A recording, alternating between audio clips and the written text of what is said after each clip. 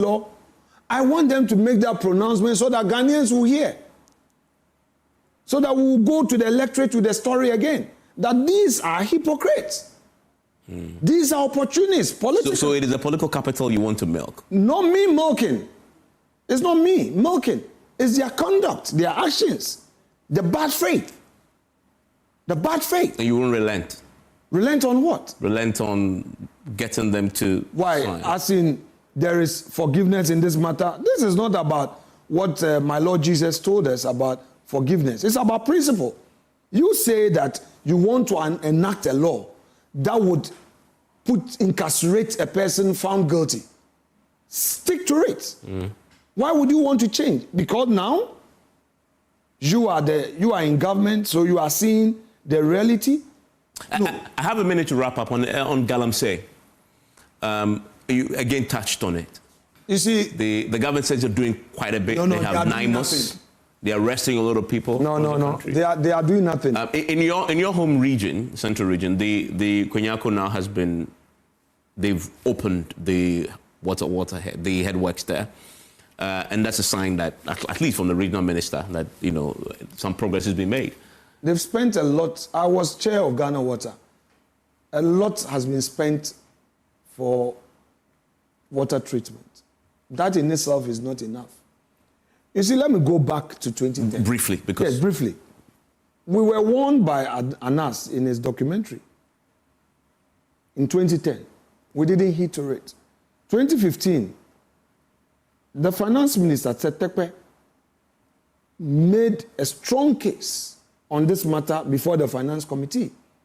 He was discussing the effects of Galamsey on cocoa production. Then we came into office and we took the fight. Civil society organization joined. But it became, again, a partisan thing. The structures to fight it were not strong enough, I must admit. And our friends milked it, chilled us, made a huge fuss about it. They are now in government. They've set up the gold board. They are buying gold from all manner of sources. They don't care where the gold is coming from. I don't see any seriousness in the fight against Galamsey. I've not seen structures, manifest structures. But they have set up a few. What are they? They have NIMOS now dealing with the matter. They're investing in water cleansing technology. I'm aware, for example, that the water cleansing technologies. Yeah. Galamsey should continue. I mean, it's part of the water cleansing will take away all the heavy metals. Whilst you deal with the root cause, you also have to deal with the symptoms. How are they dealing with the root cause? NIMOS is dealing with it. They called for a state of emergency. It's dealing with it. My respected friend, Ama Kufibua, on City FM, Channel 1 TV, called for immediate state of emergency to be declared. They declared the security zones. And they are stationing permanent military units in the areas affected. You see, our friends acted out of political convenience. But I have told them that on this Galamsey issue, I'm ready to sit with them if they really have a formidable plan. Because it's something that affects the entire nation. Let's stop this partisan politics. You see, it makes we, the political leaders, look unserious. People don't respect us. Civil society look at us with a certain eye. And I think that enough of the politics. Really enough of the politics. National interest first. You can talk politics. You can talk partisan politics. But it gets to a point. You can't continue that way. It's a serious matter. Winneba, there's no Galamsey there. But the effect of Galamsey is affecting us. For weeks, there was no water. Today, you cannot have clean water. Is it flowing now? It comes. Okay. But are we sure of the water we are drinking? How many people can buy bottled water or even sachet water? That is all we depend on to brush our teeth. Osahin Alexander Kwamina Cook on your marking. Thank you for coming. Thank you for having me. I'm looking forward to a lot more of this. No, you remember those GBC? They used to do more of African print, Kente and GTP. I think multimedia should take it up. I don't see you guys in Kente we do Ghana month. I guess we should return. No, it should be regular. Okay. It should be a routine, and tourism minister must now whip all of us in line. To fall in line. Thanks for coming. Thank you. Enjoy the rest of your evening.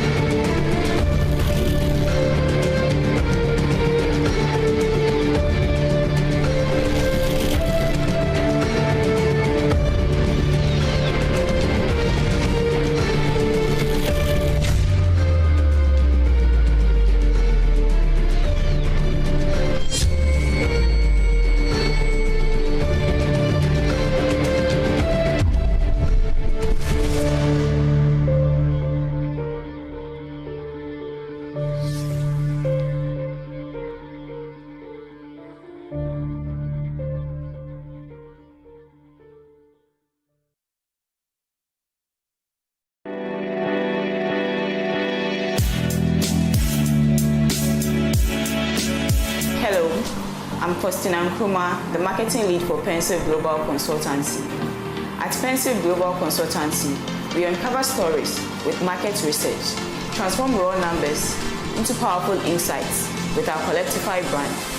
We put organizations up there with our business intelligence solutions and equip professionals with our professional trainings. We will be at the SME Fair happening on the 31st of October to November 2nd. Try and visit our stand. We'll be expecting you. We are located at East Legon on the American House Boundary Road on the last floor of Adelaide House. You can visit our social handles at Pensive Global Consultancy on Facebook, Instagram, and TikTok. On our website, pensiveglobalconsultancy.com, or contact us on 050-179-1312 or 050-179-1317. Pensive Global Consultancy, research-based, data-driven.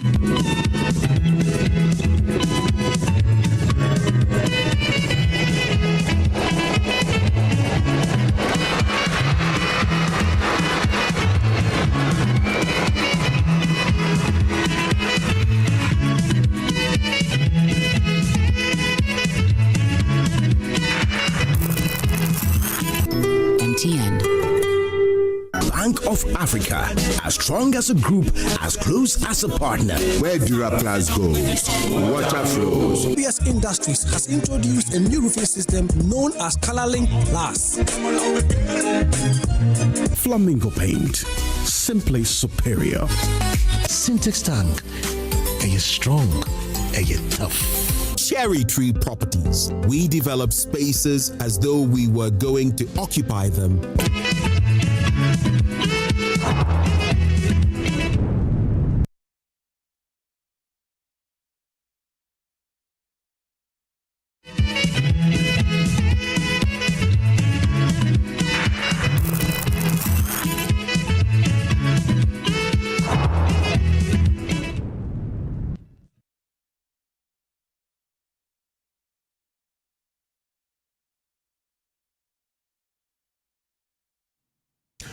Today, the law meets the facts, and the facts demand accountability.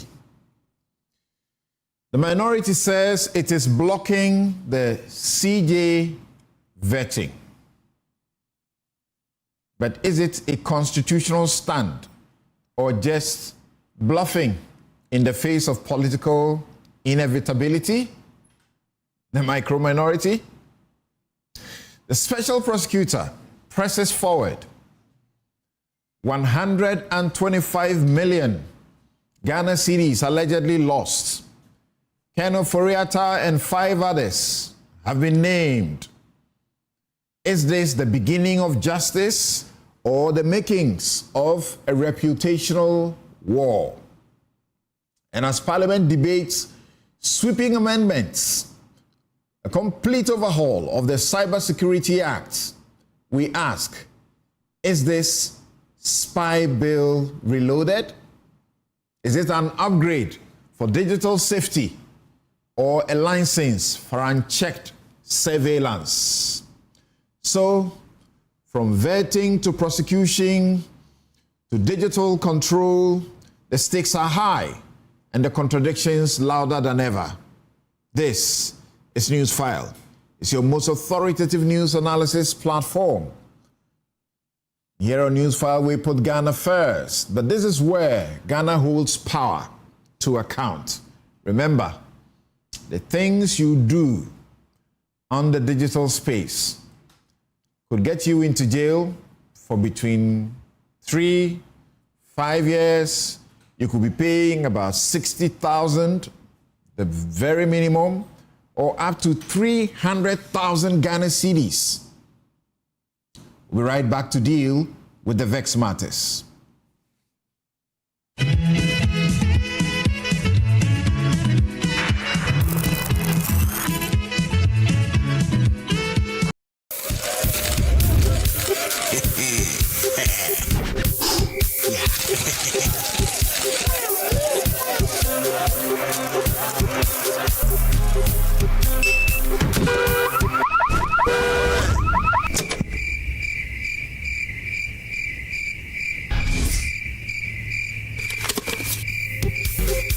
What will you do when you win big?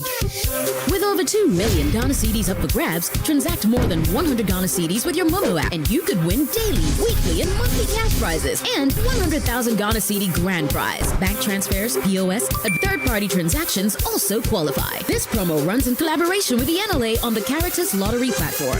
Terms and conditions apply. For decades, we have helped businesses connect with their trade partners all over the globe.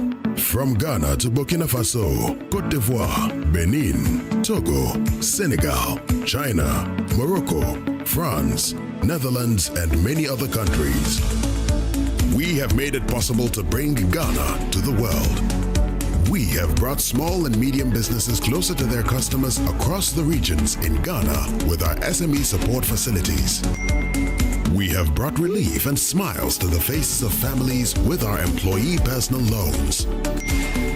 With our cutting-edge technology and digital support, we take the burden of complex thinking off you, making life simple. That is who we are, as close as a partner. Bank of Africa. We are indeed the African bank with the global reach.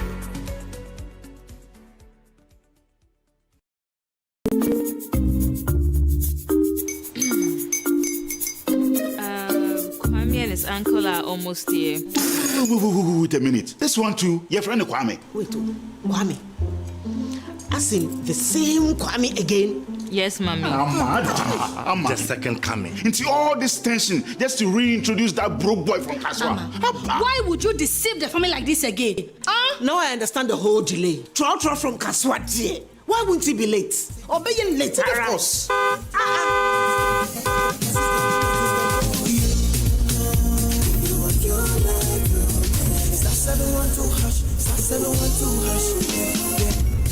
Be the luckiest, go be from Georgia, be luckiest. From not the because she be luckiest. Yeah, you go be luckiest. No matter why you're lucky, everybody go be that luckiest. That's Kwame! Say ya God, Apple Boom. If you're poor, what's that? so would the coming of the Son of Man be. Hey!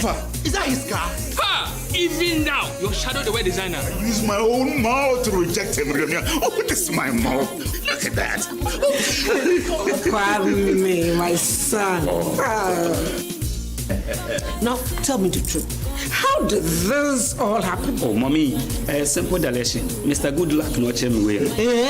Yeah, mom. Easy car. Or dial *712#. The devil is a liar. He picked his ticket and entered his lucky 5-digit number. How much birthday? Oh, how romantic. And he followed the prompts, yes. And then boom, confirmation test. One quick, pick 5 numbers for me, okay? I'm feeling like 7. *712#. Choose your ticket. Enter your lucky number. Follow the prompts and let destiny handle the You see how they love you now? Yo, do you have family payment seminar? Before December, maybe release a motivational album. Patapa, my super. This promotion is regulated by the NLA on the Peritas platform. From across Africa, they come with dreams. At Academic City, they find purpose. Studying biomedical engineering has opened my mind to a world of innovation.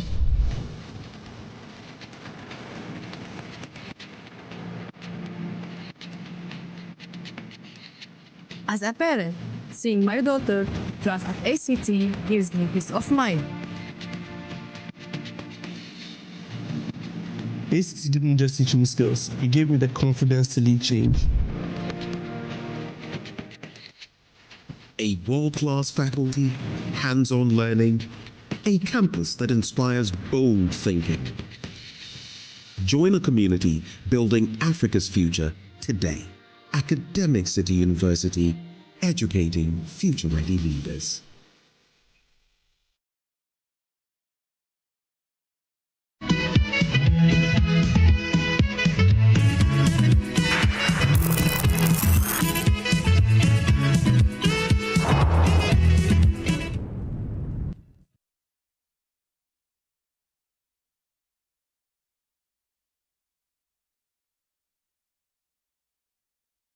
You're welcome back. This is Newsfile. It's your most authoritative news analysis platform. And here on Newsfile, as always, we put Ghana first. And here is something at stake. The pendulum of convenience. The nation wrecking soul-depressing revelations in the Auditor General's forensic audit on the NSS scandal remind us that grand corruption is not abstract. It is real. It is documented. And it is devastating. The oral and OSP briefings allege that hundreds of millions have been stolen by a few, very few. That's not just thefts. It's a direct assault on the future of entire communities. It is the theft of schools, theft of hospitals, roads, and hope. If these narratives are held in faithful judicial proceedings, it would mean that just a few individuals stole more than the $3 billion we borrowed from the IMF to keep our economy from total collapse just a couple of years ago. Imagine that. In a country where for a decade, $3 billion was lost to corruption every year, and over 70 billion has been stolen or misused in just the last 5 years. I say over 70, it's actually far more if you put the special audits that the Auditor General does from time to time in addition to the annual audits. It should be running into 80, 100 billion Ghana cedis in the last 5 years, stolen or misused. The recoveries must be as swift as the prosecutions, and the sanctions must be heftily deterring. Let me repeat this education. The Auditor General's reports are authoritatively sacred unless successfully impeached. Rewind that in your head. Those of you party people who are defending and saying Auditor General's report is nothing. Rewind that in your head. That the Auditor General's reports are authoritatively sacred unless successfully impeached. I'm yet to hear any one of them impeach the report so far. That is why surcharges and disallowances flow from them. That is why consequences, not commentary, must follow them. Now, when the Attorney General and the Special Prosecutor hold press conferences before filing charges, some shout, lawless. But let's be clear, such briefings are not only globally recognized, they are essential anti-corruption tools. They educate the public, signal institutional resolve, and build trust in the justice process. What matters is not whether they happen, but how. So yes, we can debate the legal and ethical boundaries, but they must definitely happen. Especially in a country where grand corruption that enriches a few while impoverishing the majority has been normalized. Check the Afrobarometer reports from 2019. Yet here lies our real problem. The partisan pendulum swings with no shame. The same voices that made a song and dance of the Woyomi case for political advantage, deserving political advantage, because that NDC government was corrupt. They now preach presumption of innocence with fervor. Back then, public commentary on pending cases wasn't just tolerated, it was weaponized, and very well done by Akufo-Addo to win power. Today, those who dismissed legal injunctions or legal objections in the Opuni and Afoko trials as obstructionists now demand due process. Guess what? And those who cried foul back then now applaud. They celebrate the unanimous rejection of Edubuahin's appeal without pausing to examine the very same legal arguments they once championed. So I say, it is not justice they seek. It is convenience cloaked in conviction. It is the selective embrace of legality tailored to political appetites. The law becomes a tool not for truth, but for triumph. What was once vilified as delay is now sanctioned as diligence. What was once hailed as finality is now recast as fragility. We must resist this erosion of principle and consistency by these partisan lots. Justice demands more than partisan memory. It demands integrity, especially when the facts are inconvenient and the stakes are high. So yes, let the prosecutors speak to the people who put them in that office.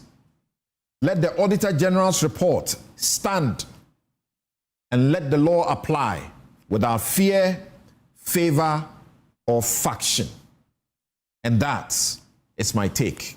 We'll be right back to deal with the vexed matters.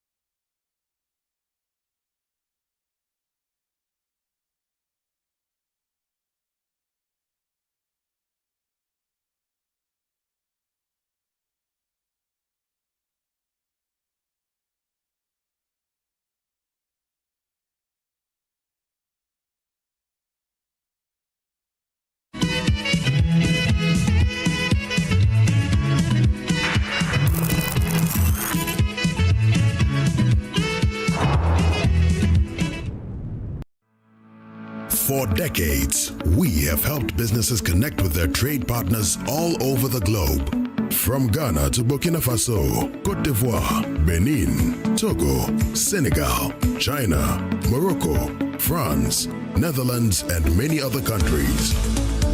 We have made it possible to bring Ghana to the world. We have brought small and medium businesses closer to their customers across the regions in Ghana with our SME support facilities. We have brought relief and smiles to the faces of families with our employee personal loans. With our cutting-edge technology and digital support, we take the burden of complex thinking off you, making life simple. That is who we are, as close as a partner. Bank of Africa. We are indeed the African bank with the global reach.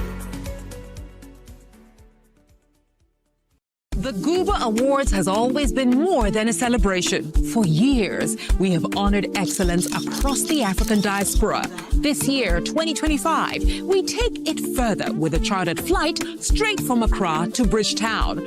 From the 9th to the 13th of November for the Goober Trade and Investment Conference and Awards Night.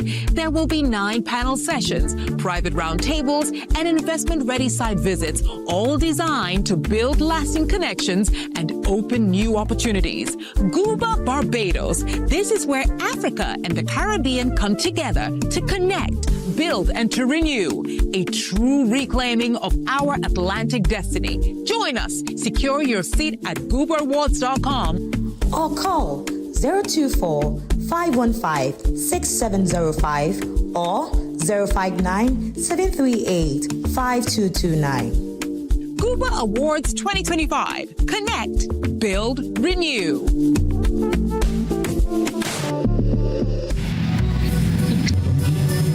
So, Charlie, the deal there, I almost get her.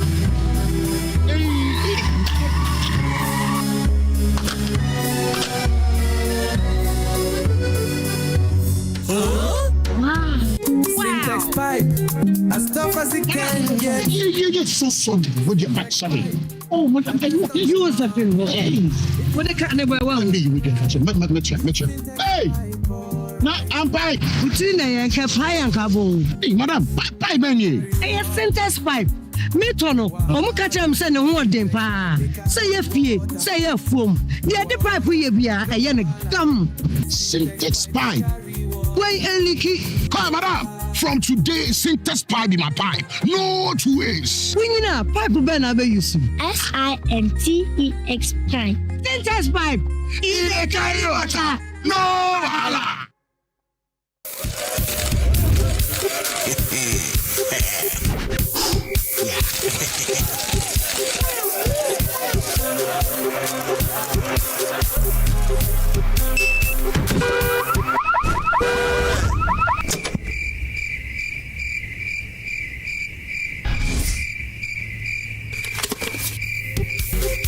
What will you do when you win big?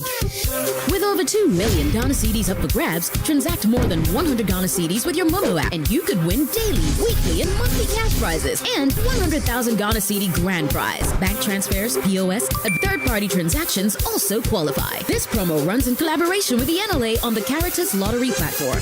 Terms and conditions apply. Excellent furnishing in a real estate business is a great deal for survival. My struggles as a young estate developer were cut short when I discovered Fernart Ghana.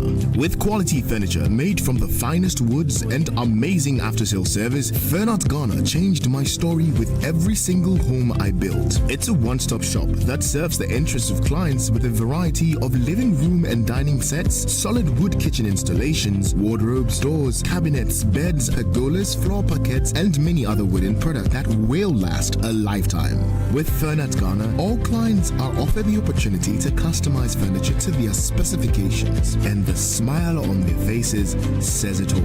Thanks to Fernart, now your home can look beautiful with furniture that would last for generations. Visit Fernart Ghana today and share my story. Locate us at Yaniba Estate, Osu, Accra, or call 0303-966-085 or 055-278-4097. Think wood, think Fernart. But Mom, these shoes are too big for me. Oh, this one, by Christmas, it all fits, Pepe. Planning ahead? It's It's in the DNA of Ghanaians. But this has your name on it. One day it will be yours. Thinking beyond today has always been a part of us. But Dad, the water is flowing. And what if it stops tomorrow? As Ghanaians, we prepared not just for now, but for what's next. And that's why for 20 years, we've provided life insurance solutions for every aspect of your future. Star Life Assurance, your solid partner for life.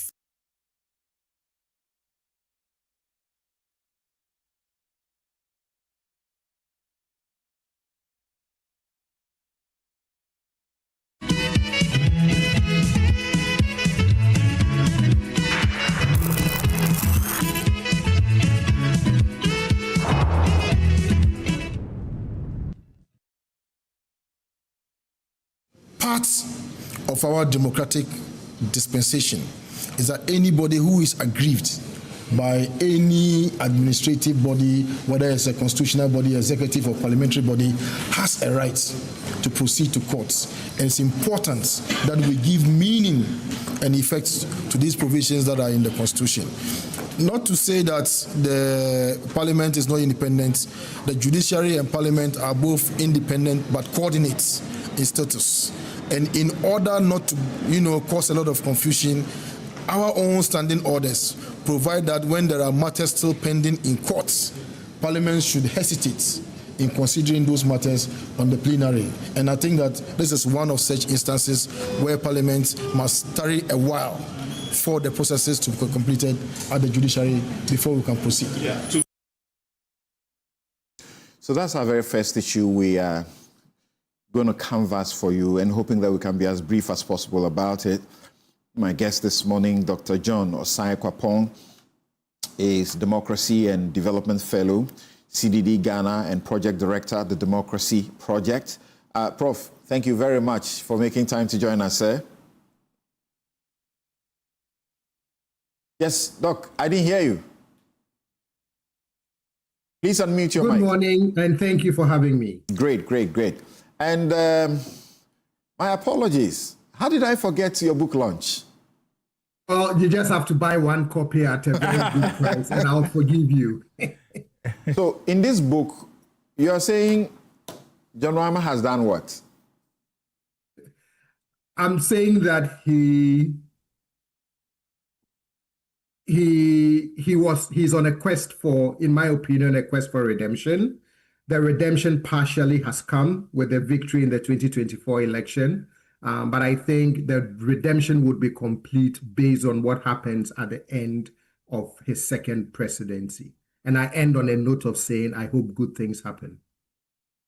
All right. So where is this book? Where can we find it? So you can find it on Amazon. In Accra, you can find it at Blue Knight Bookshop. They have a location at Spintex Road, and then they have one at East Legon around American House. The choice of the title, tell us about that briefly. I know I just took you completely surprised. Yes, you did. So after his first presidency, there was talk about whether he would run for office again or not. And in announcing his 2020 run for the presidency, he used the phrase, part of this is also to right the wrongs of the past. And so when I look at some of the challenges that he faced during his first presidency, but also public opinion starting to change, but not change fast enough before the 2016 election, I base that by saying, well, if you look at the 2020 run and the 2024 run, that it was that continuous search for redemption. Redemption meaning there was a narrative that resulted in his loss in 2016. And part of that journey up until 2024 was to see how that narrative could be changed, in my opinion. Right.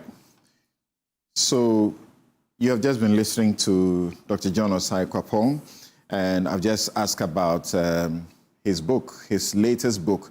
And you know his books are data-driven.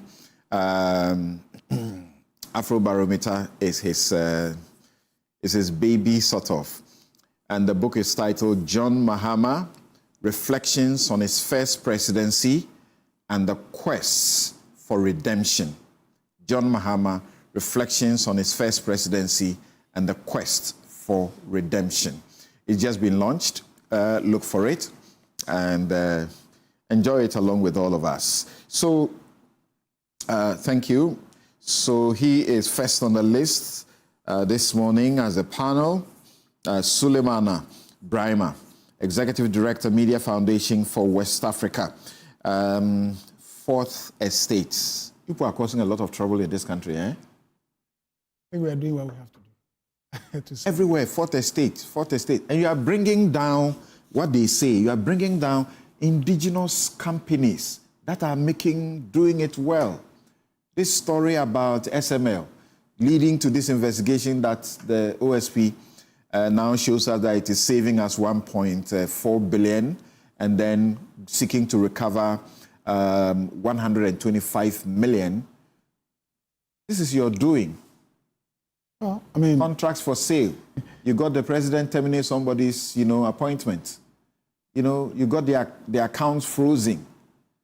You are getting people's homes being taken away from them. All sorts of things. And you are pursuing NSS. Why did I almost forget that? Because of you guys, SCB, Gift Your Worry. I don't think they have even gotten bail yet. They got bail, but it doesn't look like they have fulfilled the bail conditions. Because the sums are hefty. Well, I mean, that's sad on their part. But I think as citizens, our first duty should be defending the country and making sure that resources that belong to the country are available for the development of the country and for the benefit of all. And that's all that we are trying to do.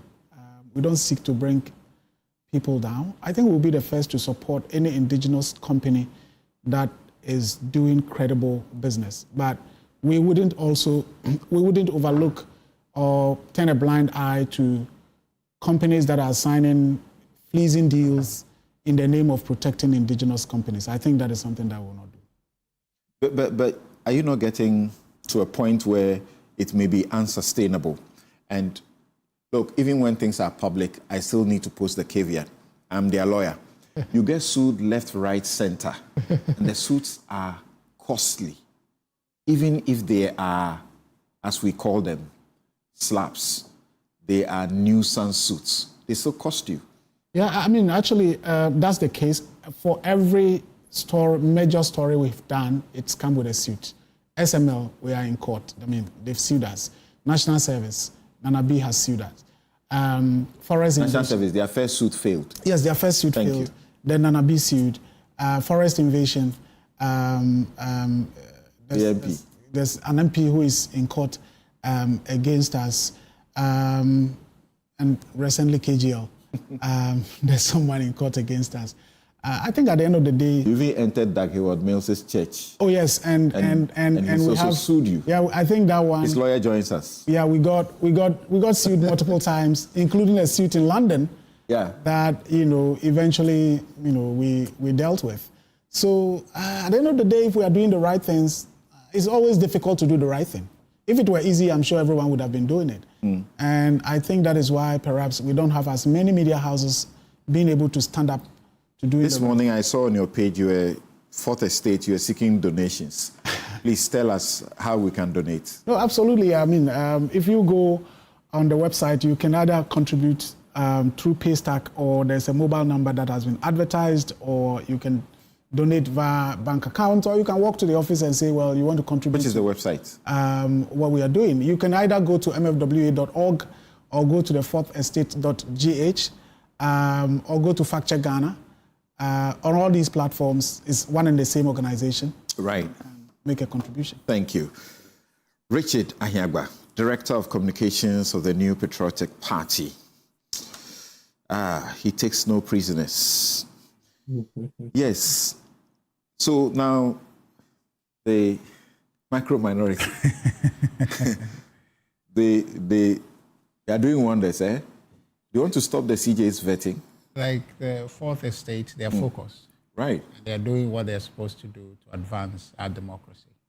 I think that they need support, perhaps not donations, but they need support of all of us. Because really what they're doing is adding to our democracy, enriching it, because if you have such majorities the NDC has, if you don't have a determined super majority, they can do anything. They can do whatever they want, And I think one of the issues we're going to talk about, this cybersecurity amendments that they are bringing, is terrible.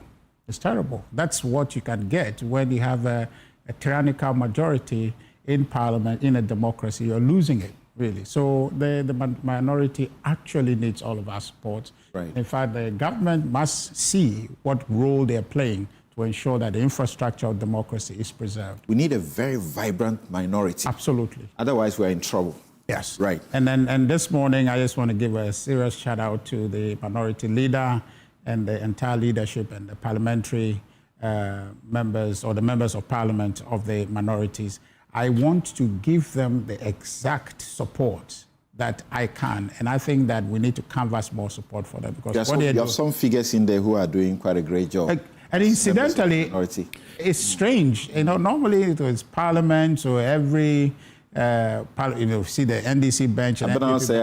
Exactly. It's just sometimes just a few that actually lead the charge. But unfortunately, this time, because of the numbers, every single one of them is focused. And I think that they deserve great commendation. And that's right. And people have been saying they have been majoring on some minor things and doing things that don't help, their rebound, so to speak, bring them back. But you should listen to some of their commentary. And I must confess, I listened to Reverend Tim Fojo when this soldier who went beating this attendant and the lady. And there was a question that sought to generalize that this is what the army has become known for. And even though he's in the minority, he's critical of the government. He said, no, this is isolated. And he poured plaudits on the Ghana army as a very responsible army. Right. I think we all agree with that position. Absolutely. Yes. So Dr. Sharif Mahmood Khalid, economic advisor to the Vice President. Thanks for being here. Kweku Yamwa Pencil is lawyer and head of Pencil and Co. Thank you, gentlemen, for joining us. I didn't have anything to ask you or tease you around. Don't worry. Let's have a discussion. Right. So let's begin with Dr. Osai-Kwapong. You heard Hassan Tampuli lead the charge there. Justice Paul Bafuboni has been nominated by the president. He's the acting Chief Justice now, and he's supposed to be vetted. And the minority have begun a petition to block the vetting. Do you understand what they are doing? Are they huffing, puffing, bluffing? Are they serious? Well, good morning once again. Good morning to everyone in the studio and the other panelists on Zoom. If you listen to the case that they are making, in principle, I can understand why they are taking that approach, which is there are still unresolved. Yes, the determination has been made. The committee has made its findings. The president has acted in consultation with the Council of State, and the CJ has been removed.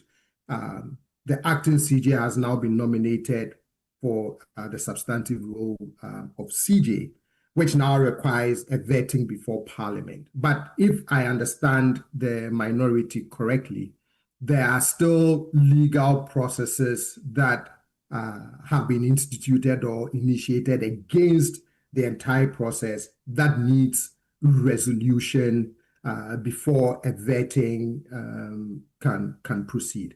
In principle, I can understand that, right? That to go ahead with the vetting may seem to suggest that you know what the court is going to decide with these cases. Now, we also don't know. I mean, we don't know what the court will say or not say about this. But I think when we are talking about the entire governance environment, and letting institutions work the way they are designed to work. For me, it doesn't, quote unquote, spoil anything if you let those judicial processes takes its course before you do the vetting, so that in a way you are sort of not prejudicing what you think the court would say or not say, or what you think the court would do. You want them to speak when the stable's doors have been shut? Say that again, Samson. You want them to speak when it is too late, to act when it is too late? In terms of the courts to act when it is too late? Yes, they are taking a preemptive strike. You are saying, oh, it's okay to just relax and let the vetting go on and then let the court processes go on. Is that what I understood you to say? No, what I'm saying is that it doesn't spoil anything to put the vetting on hold and allow the court processes to come to a finality, so that you don't sort of prejudice what you think the court would do or not do. That is my position on the minorities. But the Chief Justice, the Chief Justice Gertrude Torkornoo has been removed. Correct. So what's standing in the way of a replacement? Well, I mean, yes, she's been removed. There's an acting in place, and what I'm saying is that transitioning the acting into a substantive role is running into this issue where the minority is saying, well, there are court processes against that removal. Can we wait for those court processes to be fully resolved before we move ahead with the vetting?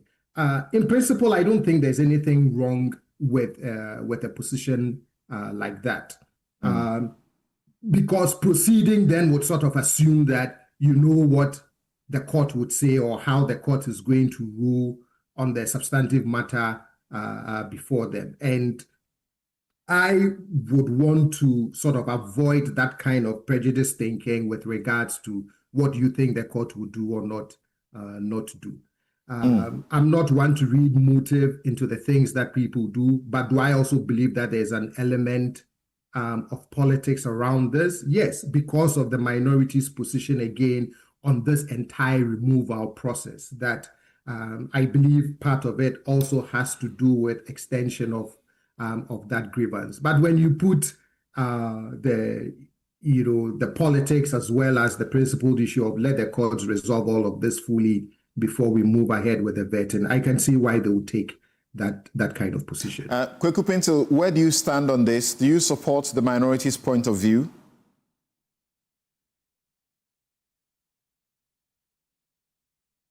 Hello, Mr. Pinto.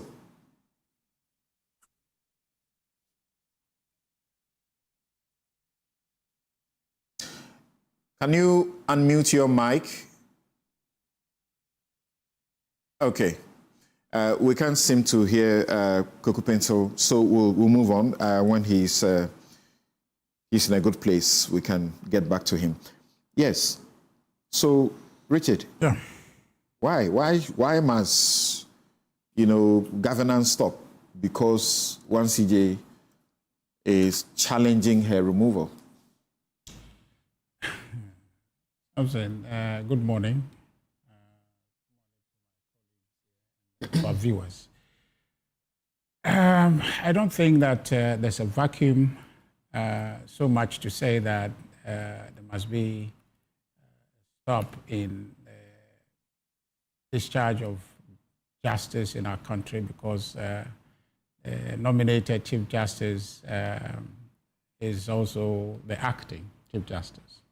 Justice Bafobon is acting Chief Justice. So we don't have a vacuum that should hurry us up to field. Even but acting and substantive are not the same. Well, but then he's doing the job. He's not inhibited in any way from doing the job. If anything at all, we should be in a hurry to appoint a defense minister, right? Which we haven't appointed, but yet we are busy trying to replace a situation that is effectively covered since April. My thing is, I agree with the minority. I operate with some three key understanding of democracy. One of them, cardinal objective, is to uphold human rights and freedoms of citizens, because the conceptual understanding of democracy is that we, the people, have agreed to cede our power to a government to act on our behalf. And so therefore, power belongs to us, the people. And our expectation is that government will organize itself in a way that that power protects us, grants us the freedom that we want, but cannot provide for ourselves individually. And so in that collective machinery, it tries to grant us that space. Important in upholding human rights and freedoms is equality before the law. Chief Justice Tokonu has been treated in a manner I feel that is wrong. One, we have talked about the political nature of her removal, and I can submit to you that the removal of the Chief Justice was not about the law, it's about the long arm grab of the judiciary by this president and his party. It is not designed to promote any law or to fight any corruption or perceive abuse of office. It is to grab control of the judiciary. That's what it is. And so they have achieved that. And the evidence, something you are seeing, you go to the court today, every matter that is brought is dispensed with. It's just thrown out. She has a case before the Supreme Court. I think she still has a case. But first, you are saying that it is the president that sponsored the petitioners. The petitioner who had a petition with about 25 or more grounds, witnesses that came from a good number of them, that came from the judiciary themselves. Members, staff of the judiciary or former staff, is the president who put them together so they can remove the Chief Justice. This was a grand plan. That's what you're saying. Well, you are the lawyer, but I don't have the details to actually make that point. But the appearance of the whole process gives indication of all of that. So you can anybody can fill in the blanks, where this thing started and where it's ending. I've listened to the minority leader who is giving a certain account, which is very chilling, to say that there was an indication of continuing the hearing, where the two outstanding petitioners were supposed to be heard. Their petitions were supposed to be heard. But somehow, the process was truncated and a decision was given, and the president hurriedly adhered to that decision. What about the outstanding two petitioners? Why didn't we hear from them? You understand? So he actually indicts the panel, that the 146 committee. He indicts them. He says what they did was shameful, among other things. Yes. I mean, if indeed what he said, and I'm repeating here, if that's the case, I mean, you're a lawyer. I mean, like, fair. Give the opportunity for the cases to be heard. What's the hurry? It's not as if, what are we running up to? This petition was heard to the end. The Chief Justice called. The Chief Justice called over a dozen witnesses, head to the end. You're saying that the committee members... A lot of irregularities. The judges who sat on the Supreme Court judges who were there either don't know their law, or they too, they acted as, they are not independent. The other members of the committee, also all of them were compromised. Is that what you guys are saying? I won't go as far as to say that, but there is a demonstrable evidence of acquiescence, okay? Wherever that is, pressure is coming from for people to acquiesce one way or the other, I don't know. But you can see it. Where there is a hearing that they are not thorough with it, where the individual, the respondent in the case has a litany of concerns, she's raised them before them, and they have not been able to address it. Really? Oh, yes. I mean, didn't you see her press conference? All the concerns she's raised, if those are anything to go by, that process is not regular. It's not. So we shouldn't mince words when we're talking about it, because, see, it's very important. Now, I think when people say that the president has become a supreme leader, I don't think they are too far off, because right now what you have, he has his own, Chief Justice that they are trying to promote through Parliament. When that happens, essentially he has control. Now, if government has been able to touch the Chief Justice, an equally strong arm, independent arm of government, right, then everybody in the judiciary should be on high alert. Did you indict the similar committee that remove Charlotte Osei the way you are doing this committee? Well, I don't know. I have my personal view about that. If I had my way, institutions need to be strengthened. They will make errors, make mistakes. They need to be strengthened, will build up. That's my fundamental belief in democracy. We're not perfect. Institutions need to grow. And so I think that that's a different conversation to be had. Now, and then also, one thing that we need to underline, I don't put them quite on the same level. Given the infrastructure for democracy, you are looking at a substructure compared to the judiciary, seeing what role they play to keep the whole structure together. So I think that is a major disturbance if you are touching the judiciary, the head of the judiciary compared to the Electoral Commission. But I have my own view, quite different from the approach, but that is history now. But you see, I also want to just advise and perhaps appeal, that's probably a better way, that the Speaker, he's a seasoned parliamentarian. He's a statesman, he's most respected. And I think that in this moment, he should lead and say that there is no hurry. Let's see the finality of all these cases, and then let's move on. But until that is done, any effort now to just push this thing through, I think that would leave bad taste in Let me go to Sule beginning on this point. Do you think the Speaker can yield to this call and hope to survive the Parliament? Well, I think we are seeing the benefits of democracy in full display, where different opinions are being expressed and people with certain constitutional and democratic rights are exercising them. So in Parliament, I think what the minority is doing, of course, is part of the democratic process. And I agree with my brother when he says that what is happening would contribute to the resilience of our democracy. As we speak now, we don't have a substantive CJ. The president has a responsibility. Once the committee was set up and the committee's recommendations were made, and the president decided that, well, he's going to act, or the Constitution actually binds the president to act on the basis of the recommendations of the committee. And once those decisions were made, I mean, as we sit now, Justice Gertrude Tokonu is a former CJ. She is no longer the CJ.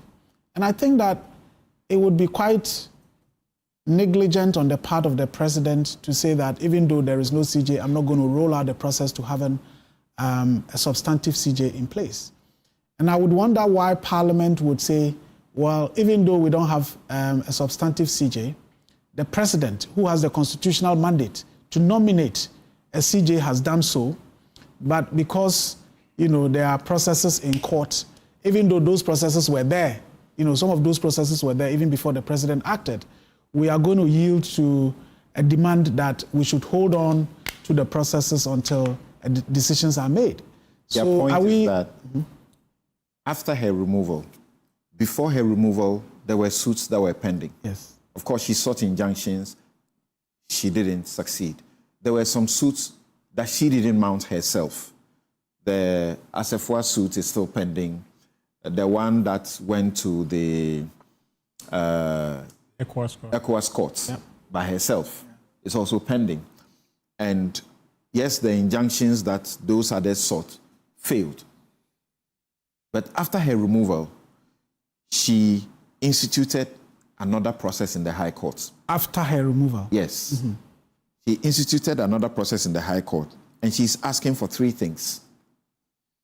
That the Poaman Committee's proceedings and recommendations should be quashed. That the president's warrant, which he issued on the back of that, the recommendations, should also be quashed, thrown away. And that there should be a prohibition against the appointment of a new CJ. Her salaries and benefits should also be restored. So they are saying this is a substantive suit. even though in the suit, she doesn't say, restore me. She says, restore my salaries and quash every other thing. Hold on. What's the hurry? No, I think, so that is why when you were reading, I reiterated the point that after her removal. And I believe, even though I'm not a lawyer, that these processes that she's mounted could have been mounted by anyone at all. To say that I am, based on my own understanding and review, I am demanding that the Justice Poaman Committee's report should be quashed, the President's action should be, quashed, and, the benefits and salaries of the former CJ must be reinstated. And for me, I don't have a problem with that. Whether it's a process that she's initiated herself or someone else feels, well, what had happened amounted to injustice and therefore the person decided to go to court. But I don't think that should stop us from having a substantive CJ. I agree with my brother. The role of the judiciary is so critical. And I get worried. That's why I get worried when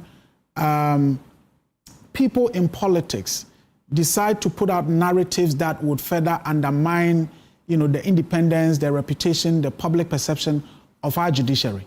Because a lot of the things that, my brother was talking about did happen under the MPP regime. Would it have been right for us to conclude that President Akufo-Addo actually appointed 2 chief justices or so? 3, actually, if I'm not mistaken. The first one was Justice Akufu, then Nini Yeboah, and then the last one was this. Are we saying those were her CJs, as she would put it, as Mahama nominating Justice Bafuboni as being his CJ? Those CJs came to their terminal end. Naturally. Yeah, absolutely. But if you look at even the appointment of Justice Tokonu, people would say, oh, they were seniors, they were this, they were that. The fact that those were jumped, would it be right for anyone to then conclude that, okay, that was Akufo-Addo's CJ? For a long time now, the seniority rule has not been followed. So presidents appoint among the judges on the bench without saying you are the most senior, so you become. Even though the law says, in the absence of the Chief Justice, the next most senior assumes. Yes, I agree with you, but I'm saying that with all that, I don't think that it gives cause for us to say, oh, the president's CJ. And that is why I think you were right when you asked about the case of Charlotte versus G. Mensah.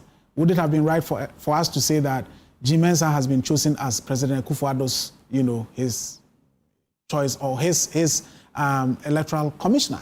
I think the processes are the same, even though you say, well, in terms of ranking, you wouldn't put the the Supreme Court at the same level as the Electoral Commission. But if you look at the role that the Electoral Commission plays, the commission determines who becomes president, virtually, even though people would go, yes, Ghanaians do, but ultimately the responsibility, because if you are taking it that way, you would say, in terms of decisions that are made by the courts, it is not the people, it's the law. The Supreme Court justices interpret the Constitution, and so yes, Ghanaians would make the determination, but why would Chief people... Justice is not head of Supreme Court. Yes. He's head of the Judiciary. Yes. That is an arm of government. Yes. The EC is an independent constitutional body. It's not an arm of government. Yes, but in terms of removal processes, Samson, it's the same. That's correct. It is the same. So if it was done, and we feel... Almost the same. Almost the same. Even regulations and conditions of service are almost... So if it was done... Almost the same. I think it's High Court. It was done. I believe at that time, people had issues with the way Charlotte was removed and all of that. Yes, but as a country, I think we have to move on. ECOWAS courts. I think that from what I know of the ECOWAS court processes, we've used it a couple of times. We are looking at maybe the next 2 years or 3 years. Are we going to say that, okay, let's let it hang until that happens? We saw the case of Domelevo. People filed a case at the Supreme Court. Eventually the Supreme Court actually made a decision that, indicated that the decision that was made by the president was absolutely wrong. But it had happened. So I honestly don't think that the speaker is going to yield to this request, and I don't think that it should be yielded to. But as I said, we are seeing the benefits of democracy in full display, and I fully support that. Prof. Samson, this is a very vexed subject. You're in a hurry. Why? No. And I'm avoiding today not to say it's a ridiculous bucket list, but if you look at the release acts, I'm going to look at it. When I said you are in a hurry, I didn't mean you. Yeah. I mean your government. No, we're not, well, in a hurry to deliver for the good people of Ghana. If that is, we are in a hurry. There's an acting in place. Yeah, if that is. Things can go on. Yeah, so, I mean, acting, but acting have limitations. You are a lawyer. You can't do certain things beyond the acting capacity that you have. Oh. And for the first time, I think that seniority rule is working. And for me, I don't envy President Mahama from where he sits in all of this, because you have internal party people. I mean, every party has its hawks, its moderates, saying that, okay, well, at the bench, we probably have people aligned to the NDC. Why don't you make them CJ? But you see that in this very process and in the election or in the nomination of the current Chief Justice, due process, the conventions, right, the seniority rule and all of that has been followed. Right, so this is where you don't tout that too quickly, because he has barely 2 years or so, and he'll be gone. Then you cannot guarantee that the next who will take over from still not guaranteeing will be the most senior. But I'm speaking within the. You are talking about restoration of precedent. But I am talking about that within the context of what President Mahama is doing, right from this petition all the way through. He has followed due process, been patient enough, etc., etc. Look, I'm going to look at it from the remedies perspective, the petitioner's perspective, and the office of CJ. I think one point in all this critical conversation and national discourse that we've been having that we all miss is who the petitioner is. And I think that's very important, Samson. Why do I say it's very important? I have followed from a corporate governance perspective, I've followed the work of Daniel Ofori quite a lot, right? He is a serial paper activist. And I'm not saying this in a wrong sense, but I'm saying in the positive sense. This is a man who would invest in a PLC, it was a listed company, get into the boardroom and fight for the right thing to be done. And that's what I'm referring to it by saying he's a serial paper activist. So if such a man petitions and you take it very frivolous, you should see the weight of Daniel's investments and work and activism within boardrooms. This is a man. I mean, those of us who've been around, I know I'm not too old, but I know Whitechapel, one of the leading apparel chains around the country. He is the founder of Whitechapel. He's got investments in Guinness Ghana. He's got investments in Ghana Commercial GCB Bank. He's got holdings in the Republic Bank. He's got holdings in Farm Milk Limited. He's got holdings in Guinness Ghana, etc., etc. So if such a man, a colossal in terms of business investments and activism in the corporate boardroom, goes to petition against a constitutional office holder, you don't take it lightly. And we don't make it a political subject for discussion. That's why I bring in the element or the factor of Daniel Ofori, the petitioner. Now, let's talk about the reliefs. One says that you should squash the Puaman Committee's proceedings and recommendations. I don't know how to describe this relief or remedy that is being asked for, right? Constitutional process is followed, due process is followed. A senior justice of the apex court is put to chair a committee, right? And an ex-chief justice comes to say or asks for such a relief. That's quite interesting. And I want to ask what her perspective is for the bench as we speak now. Because, I mean, this request is quite an interesting one. To say squash the president's removal warrant. The president followed constitutional process. He did not sit in his house or home and issued that, right? He deferred to the Council of State. Every rule he was patient with. And at the time this was happening, he was serving jurisdiction. Should have been sent on a gardening leave. But she wasn't on a gardening leave. She was still moving around town, holding press conferences with even close security protections. In certain jurisdictions, they would have withdrawn all of these services while this was ongoing. But it was allowed. Tells you the persona the president and his team are and the sort of research agenda we've put in motion to reset in Ghana. You move on to that. You said prohibit appointment of a new CJ. Come on. You are a lawyer. Imagine the country running for just a year, not 2 years, without a chief justice. Or a substantive chief justice. Where will we be? An independent arm of government. And an ex-CJ is asking for this relief?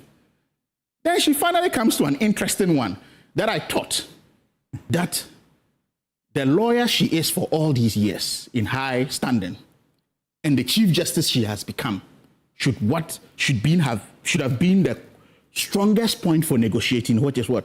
Restore salaries and benefits. If I were her in these negotiations as it was going on, she sounded as though the salaries issue was minute, very peripheral to this issue. She didn't need it. Now this case is at this level, you are bringing that in. What's wrong? Well, I'm not saying there's anything wrong with that. He can go there, but after poisoning the well, right, how do you go back to the negotiation table even with this? Remember that when you're asking for restoration of such issues. And you remember the last time we had this discussion? Yeah. I got good support from Oliver Bakavomawo. Yes. Who sent a caution to all of you. Yeah. Who were attacking the integrity and competence of the CJ and her lawyers. Yeah. As far as the nature of what she has filed and the reliefs are concerned. Yeah. And some have said that this is wrong, this is not what she should have filed. Yeah. And Oliver says, this is exactly what she should file. And Oliver sent a caution to the judiciary that they shouldn't be seen to be pandering to the government and take their time and deal with this, you know, in a way that sanitizes our system. Samson. Wait, when you say the nature of the reliefs, quash, and so on, and you use that as an attack, let me tell you this. Yeah. A judicial review, which is what she's seeking, the reliefs that automatically flow from a judicial review are quashing orders. That's not a problem. I'm not attacking that at all. Right. I'm contextualizing. But you say that processes were done that were sacrosanct. Yeah. Well, the processes are concluded. Well, the person affected has the right to go to a court and say, I am aggrieved. Interrogate this. Samson. What's wrong with that? Samson, holding the clause or hiding under the banner of judicial review does not give you a free will to ask for squash, even if that's the language and diction to be used, right? We're talking about, I mean, look at what he's asking, removal of the warrant. Yeah. Right? I mean, that is not even an attack on the president's decision. It is an attack on the Constitution. Asking for that. See, the judicial review process, if you read the rules, it will say, bring up that particular warrant so that it will be quashed. So they are using the terms for purposes of education, is there a precedent of anyone that has been to court to question the legitimacy or otherwise, or the effect, right, of such the use due process of a constitutional order? The very first time that Article 146 was invoked in the Fourth Republic, the person involved was Dr. Emmanuel Jacob Opong. He questioned it in the Supreme Court. So yes, no, it is not questioning. I'm asking in the release in the forms of which they have. He questioned it. I'm just questioning. So there is precedent. Yeah, so there's precedence in questioning. Even if there's no precedent, there will always be. There will always be. So I'm talking. So within the context of public education and critical discourse, that's what we're having. I'm not attacking. I mean, someone who's been a lawyer for 30 years, regardless of what it rights to become CJ, from where I sit, I need to respect that. But that does not mean there should be a free will to patrol and do whatever you're doing in terms of sticking things around. You all know. I mean, you are a lawyer. When you go with your clients, you sign a litany of release, knowing that you just need one to stick. Right? The MPs say that in their standing orders, there is a caution that when matters are pending in court, they should hasten slowly about those matters. You see, but even look, the vetting of... Hold on quickly for me. Hassan Tampuli referenced that standing order. I'm familiar with it. Let's hear him again. Okay, when we're done, I'll continue. And in addition to that standing order, have you seen publications? These days, people file petitions, Article 146 petitions. They file them and then they put them out in the public, which is not allowed by the law. Now, have you seen a publication that says there is a petition against this current acting Chief Justice? If we follow this let's hear. No one will be vetted in this country. Let's hear Hassan Tampuli again. Part of our democratic dispensation is that anybody who is aggrieved by any administrative body, whether it's a constitutional body, executive or parliamentary body, has a right to proceed to courts. And it's important that we give meaning and effect to these provisions that are in the Constitution. not to say that the parliament is not independent. The judiciary and parliament are both independent but coordinate in status. And in order not to, cause a lot of confusion, our own standing orders provide that when there are matters still pending in courts, parliament should hesitate in considering those matters on the plenary. And I think that this is one of such instances where parliament must tarry a while for the processes to be completed at the judiciary before we can proceed. This points to a question about, after all, there is some petition. What should you do?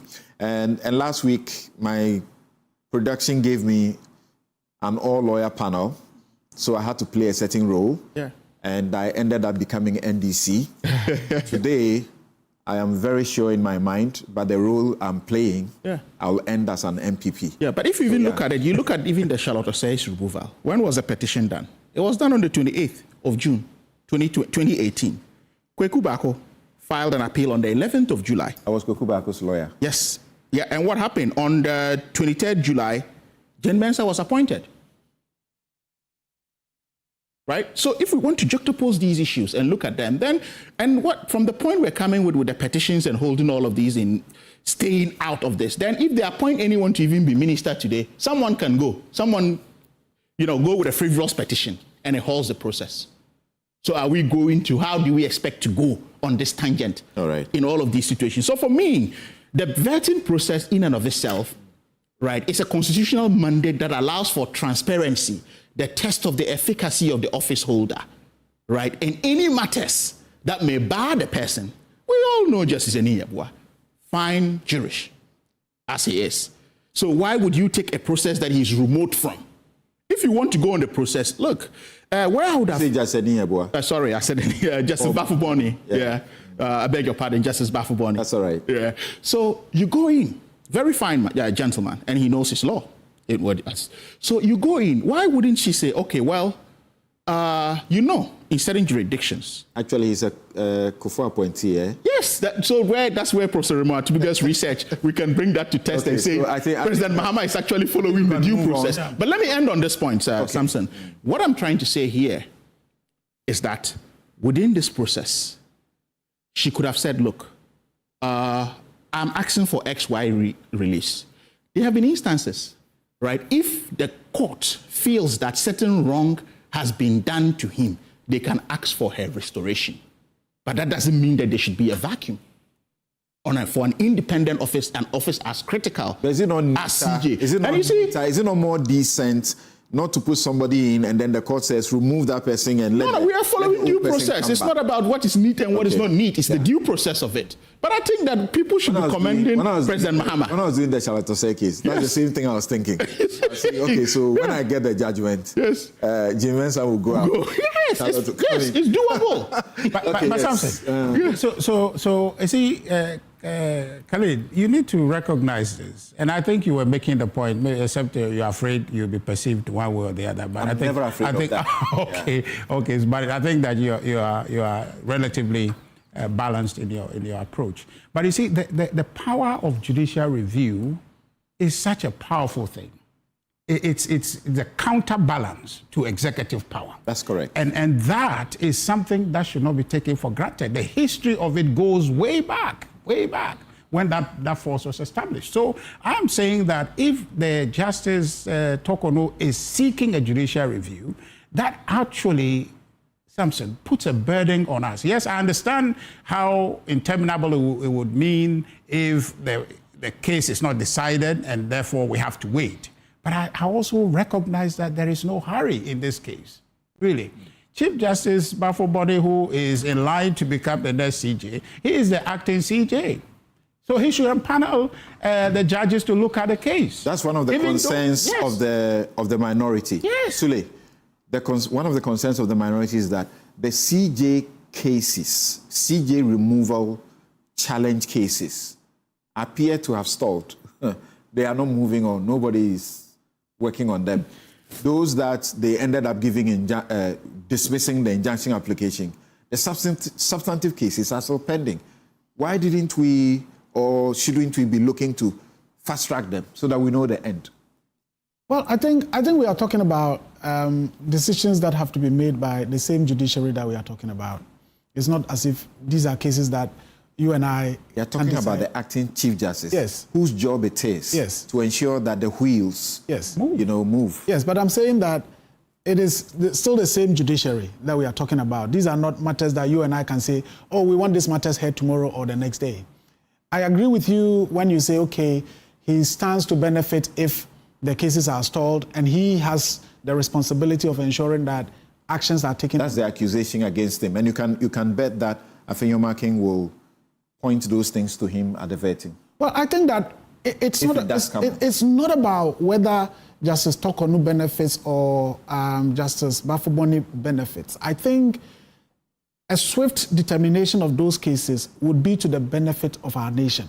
Because it's all about our democracy, it's all about, our rule of law systems. And for me, my desire would have been, look, let the cases be heard.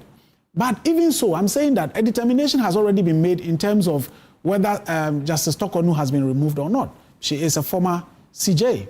And the processes must go on. I think that there is a determination by the same Supreme Court that says that the fact that a case has been filed should not prevent a public officer from performing. But the substantive point, if you heard yourself earlier, you refer to the Domolevo case. Mm-hmm. You refer to it in a manner that you are not happy about. Yes. So I was part of the Domolevo case. I'm sure you would have been part of the meetings that civil society we had, and then eventually had to file the suits. Ace Ankuma, everybody, Martin Pebu. And you are not happy that it was delayed until too late. Yes. Then they brought out the decision. I was a plaintiff in the COVID-19 laws.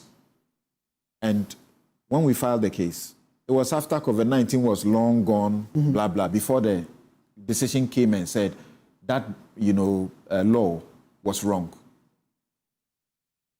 By the same token, shouldn't it be your wish that this case would have gone fast? No, so even though Justice Tokonu, one of the accusations she faced is railroading the Afenyomarkin suit against Parliament. Yeah. No, so that is why I made the point that my desire would be that these cases are heard swiftly. And I also made the point that it's not about who benefits at the end of the day. I think that it is in the interest of the nation that critical matters like these are heard in good time, rather than we don't even know when it's going to be heard. But nonetheless, I also make the point that whether the cases are heard today or tomorrow or the next, which will be my desire, decisions in terms of whether Justice Gertrude Tokonu remains a CJ or not has already been made. And she is a former CJ now. And I think that, why? I'm saying those suits. When you say that is not true, she's not a former CJ. Those suits are impeaching the removal. Yes. One is impeaching the process before the removal. Yes. A couple are impeaching the process before the removal. And then the final one is impeaching the room after the removal. No, Samson, so it comes down to the same Domolevo scenario that you cited. Right. As the Domolevo case was pending, did we not have President Akufo-Addo appoint a substantive auditor general? At that point, whilst the Domolevo case was pending, and the challenge was that the removal was wrong. My point is that you and I were not happy. Yes. We wanted the case to be finished quick before anybody gets appointed. I get you, but I think, my brother, when I say that, as far as the issues are concerned now, Justice Gertrude Tokonu at this moment is a former CJ. She says no. No. And I'm saying that. Oh, that one is a fact she cannot dispute. You can dispute but Samson, I was on the floor when he gave it. See, that is not factually true, and it's not legally true.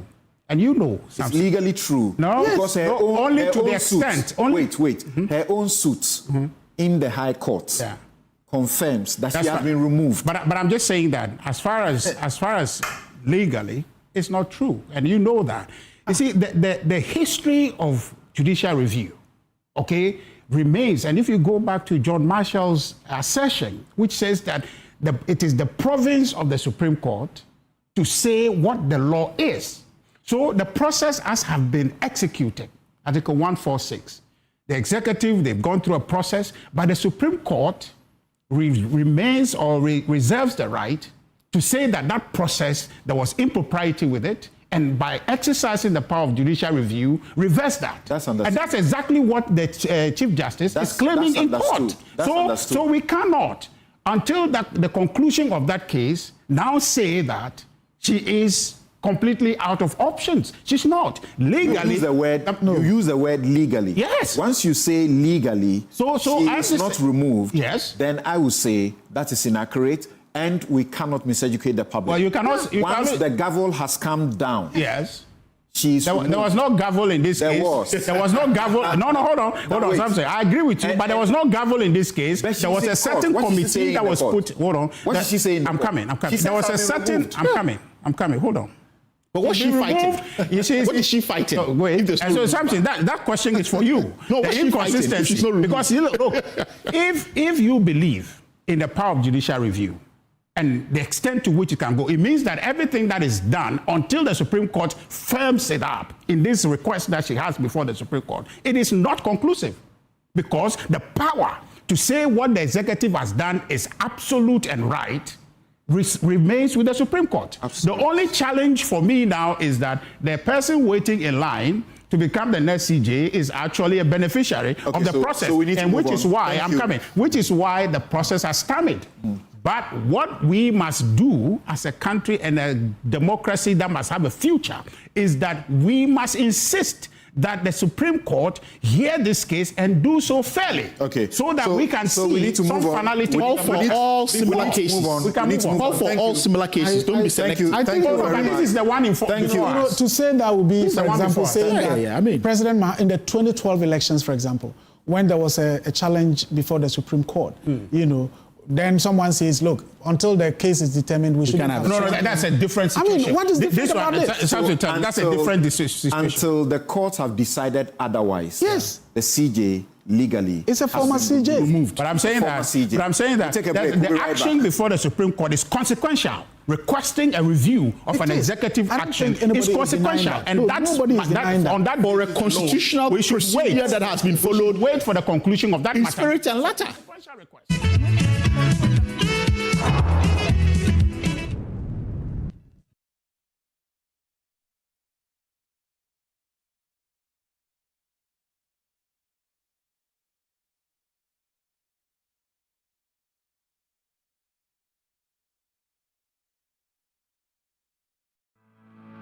For decades, we have helped businesses connect with their trade partners all over the globe. From Ghana to Burkina Faso, Côte d'Ivoire, Benin, Togo, Senegal, China, Morocco, France, Netherlands, and many other countries.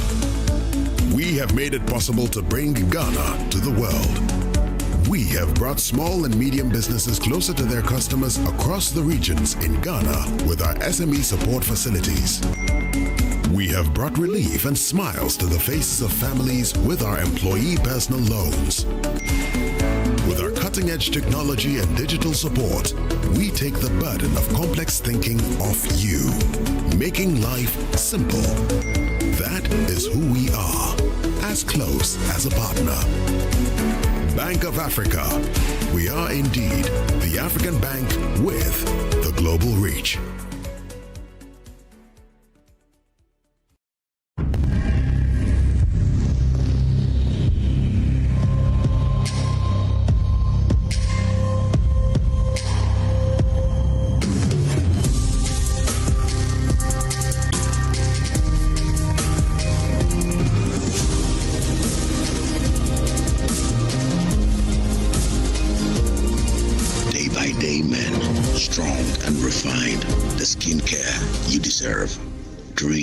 Let's talk hemorrhoids. Hemorrhoids are normal structures located in the anus of all mammals. But it is only man who suffers hemorrhoidal disease because of the erect posture we have assumed and the squatting that we do to empty our bowel. Hemorrhoids consist of a special type of blood vessels which fill with blood when we are moving our bowel and help to cushion the anus against the force of transmitting the stool. Afterwards, they empty their blood, collapse, help seal the anus to maintain continence. Over time, these vessels lose the elasticity of their walls, become dilated, permanently filled with blood, leading to congestion of the hemorrhoids. The symptoms of hemorrhoids are bleeding and prolapse of the hemorrhoids, when passing stool, itching and feeling of warmth in the anus and anal discharge. Laser, ligature, and longo are the modern, minimally invasive, most effective, and painless methods of treating hemorrhoids today.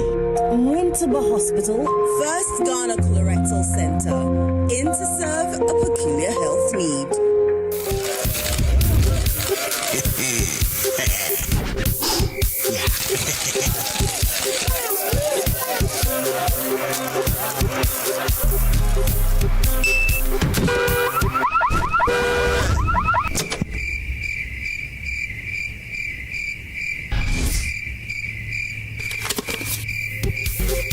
What will you do when you win big? With over 2 million Ghana cedis up for grabs, transact more than 100 Ghana cedis with your Momo app, and you could win daily, weekly, and monthly cash prizes, and 100,000 Ghana cedi grand prize. Bank transfers, POS, and third-party transactions also qualify. This promo runs in collaboration with the NLA on the Caritas Lottery platform. Terms and conditions apply. Imagine a logistics partner that's more than just a partner, a complete ecosystem for Africa and beyond. Welcome to Magdan Shipping Company Limited. For over 2 decades, we have been the trusted name in shipping and logistics, building a reputation for excellence that's second to none. We offer a comprehensive suite of services to meet every challenge. From dedicated ocean freight with our own vessels to chartered cargo planes for urgent air transport, we control and synchronize every link of your supply chain in line with a vision of the African Continental Free Trade Area after. Need to move large-scale equipment? Our expertise in project cargo ensures every detail is handled with precision. With our expansive network of warehouses and trusted partners across the globe, we provide seamless storage and distribution solutions that keep your businesses connected. Through our network partnerships, we ensure your cargo moves where it needs to and when it needs to. At Magdan, we are dedicated to delivering exceptional services and solutions that embody the highest standards of quality and efficiency. Email sales@magdanshipping.com. Magdan Shipping Company Limited, your trusted partner for every logistical need. But Mom, these shoes are too big for me. Oh, this one, by Christmas, it all fits, Pepe. Planning ahead? It's in the DNA of Ghanaians. But this has your name on it. One day it will be yours. Thinking beyond today has always been a part of us. But Dad, the water is flowing. And what if it stops tomorrow? As Ghanaians, we prepared not just for now, but for what's next. And that's why for 20 years, we've provided life insurance solutions for every aspect of your future. Star Life Assurance, your solid partner for life.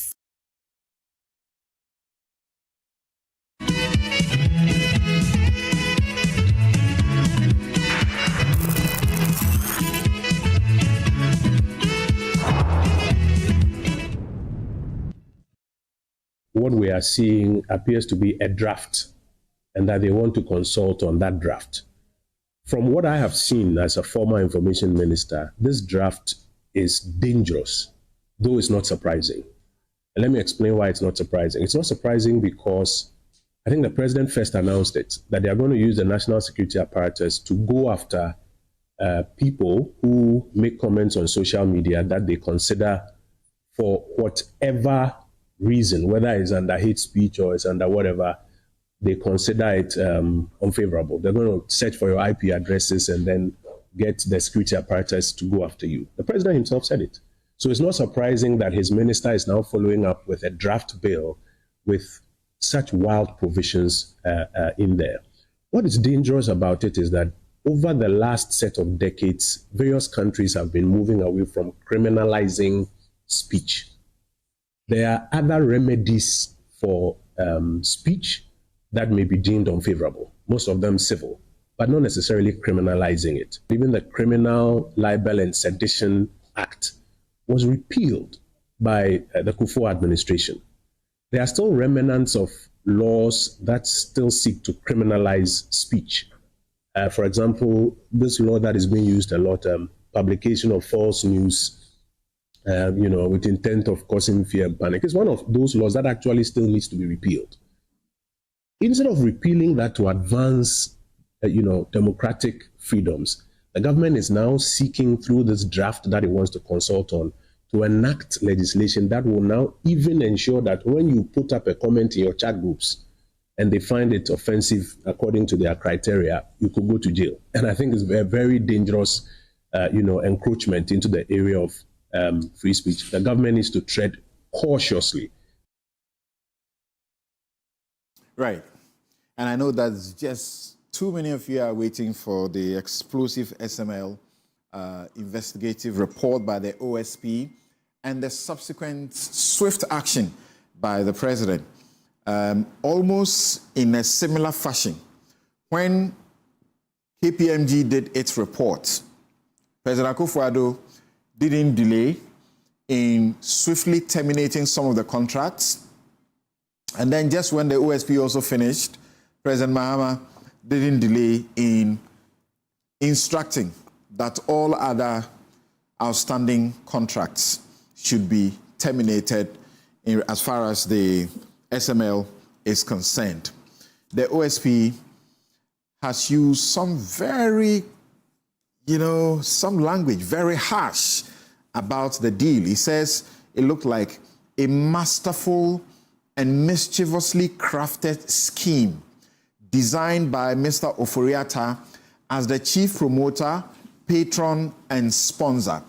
He says it was a deliberate attempt to manipulate the procurement process, introduce a redundant private actor, that the company was incorporated for the sole purpose of employing it as a vehicle to ride on official patronage, and all sorts of claims have been made. And so Ken Ofori-Atta and 5 others are in trouble. The OSP, as we understand, by this process, they have saved the country 1.25 billion. And they are in the process of the prosecution, hoping to get, 125 million Ghana cedis as well. So just hang in there. We will get to that issue shortly.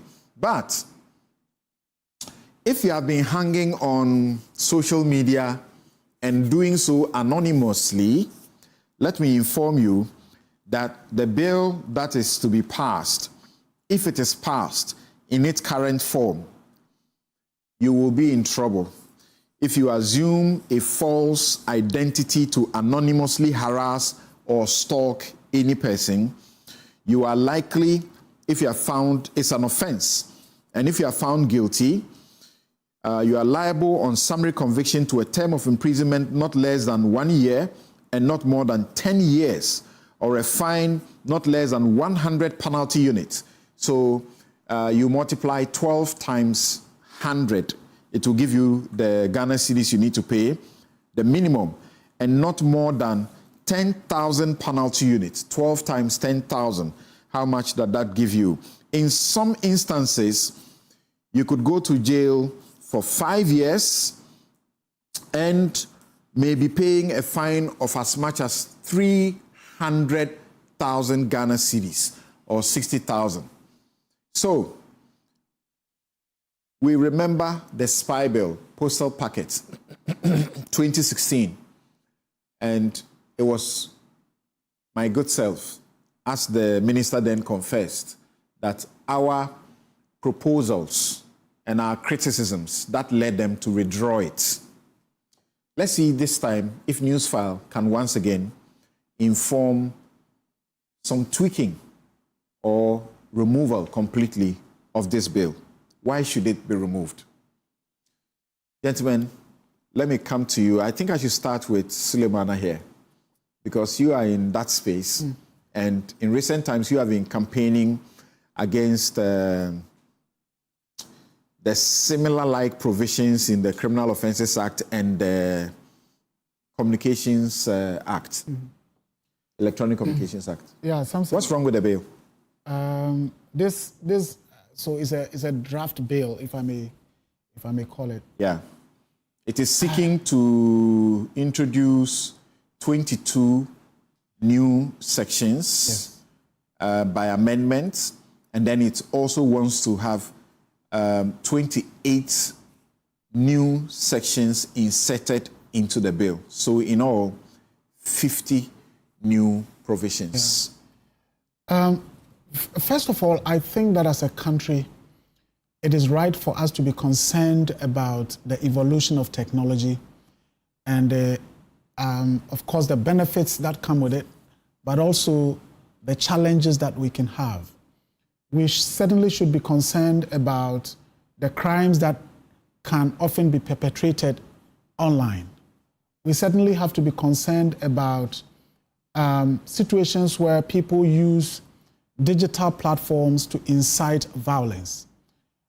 We've had communal violence in this country that, to a large extent, if you ask people involved, they will tell you that they strongly believe that the influence of social media, in inflaming the conflict has been so significant.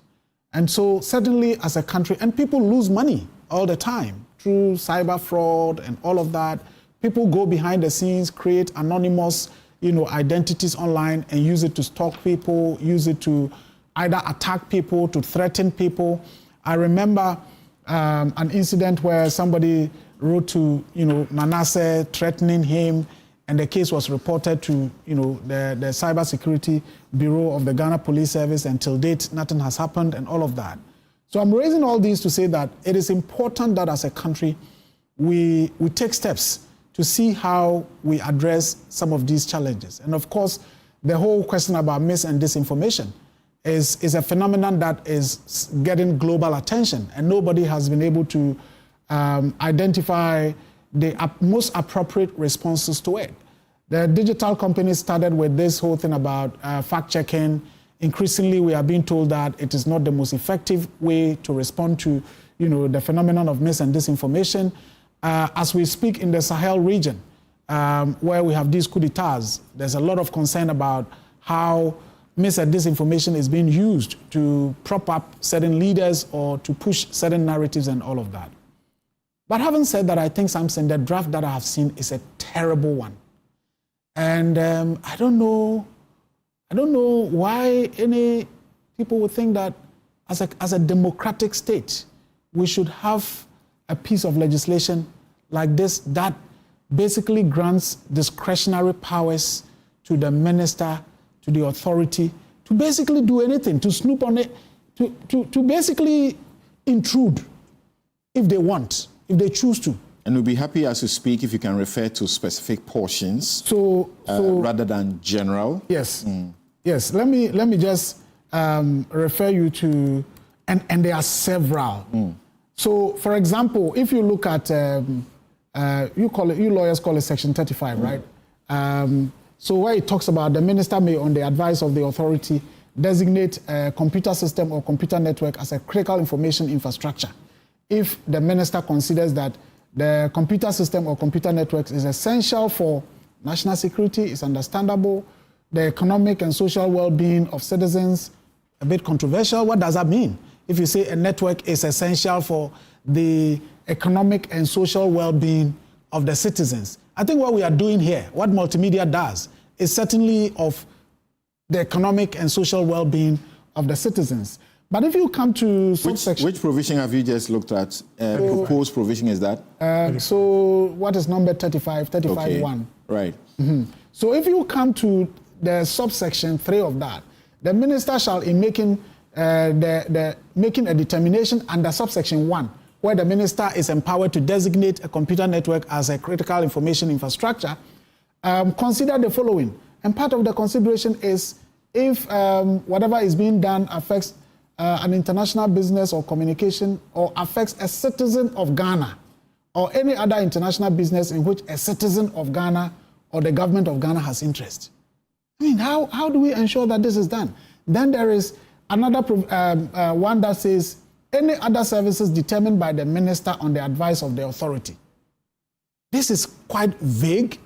The authority, if they choose to say, okay, what multimedia is doing, we don't like it, we come here and say, okay, we have designated your computer systems as a critical national infrastructure because what you do affects, the well-being of our citizens. It has implications on international business, local businesses, the economic activities of people, and all of that.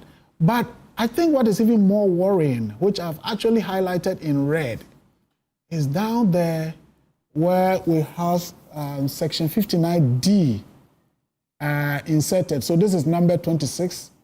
It says the principal enactment is amended by the insertion after 59C of 1, application for production order to collect computer data. And it says 59D, an investigative officer, and remember that the amendment now empowers folks at the Cybersecurity Authority to have the powers of the police, and to prosecute and to arrest, all of that. The current law, they already have inspectors. Yes. Except they do not have the powers of the police. Yes, okay. But now this is granting them those powers. And then it says what? An investigative officer may apply ex parte. And I believe that is what you normally would say, they go on your blind side. So even without your notice, ex parte to the High Court for a production order to collect computer data. Then it lists some of a production order under this section shall require There's something I wanted you to pay attention to. Yes. The first provision you read, which you have highlighted, which you don't like. The current provision, section 35, designation of critical information infrastructure. It reads, the minister may, on the advice of the authority, designate a computer system or computer network as a critical information infrastructure. You see the same wording? Yep. If the minister considers that the computer system or computer network is essential for A, national security, or B, the economic or social well-being of citizens. Yeah, but there are several others now added. And I'm saying these are fundamentally vague, and it grants discretionary powers. If a minister, and the minister on the advice of the authority, I think that is just some wording. If the minister decides to act, basically on the advice of the authority. And then you have what I was reading, where an investigative officer makes an application under Section 1. That investigative officer shall, it talks about explain why he believes that he needs that ex parte, authorization granted for you to produce data. So what it means is that you can be here and then you receive a notice that your communication data is being requested, and the law criminalizes that if you decide not to grant it. If you obstruct. If you obstruct, not to grant it. And something I'm saying, you read it in entirety, and I don't know what informs the decision to go this way. Do you know that presently, if your telephony records, if there's a suspicion that you're using your phone to do some act which is wrong, the police are allowed to go to court ex parte, as you find it here. That means on your blind side, without your knowledge. The police? Yes. The police. And they go, and the court grants them an order to go to the telco, MTN or whoever they are, and then they'll get your telephony record. No, so that's why I kept repeating the police, the national, institute, the establishment that is supposed to fight crime, deal with crime, law enforcement, we all understand. But if we now grant another institution the powers of the police to be able to, go ex parte, seek, behind, get a court order without your knowledge. Is it the suggestion? Is it the suggestion? It says that. Is it the suggestion that the police are prone to be more professional than officers of the cybersecurity office or the inspectors who are presently in the cybersecurity office? No, that one group can do mischief, but one group will not do mischief. Is that it? No. If we begin to have a situation where in this country we have duplications of institutions doing the same thing with discretionary powers, I don't think that it is good for our democracy. I don't think that it's even good for national security itself. And that is why I think if we have a situation where the police can already do that, and the existing law can enable officers of the Cybersecurity Authority engage and partner with the police to say, look, this is what we are discovering. And that is why the police, I believe, has a cybersecurity unit.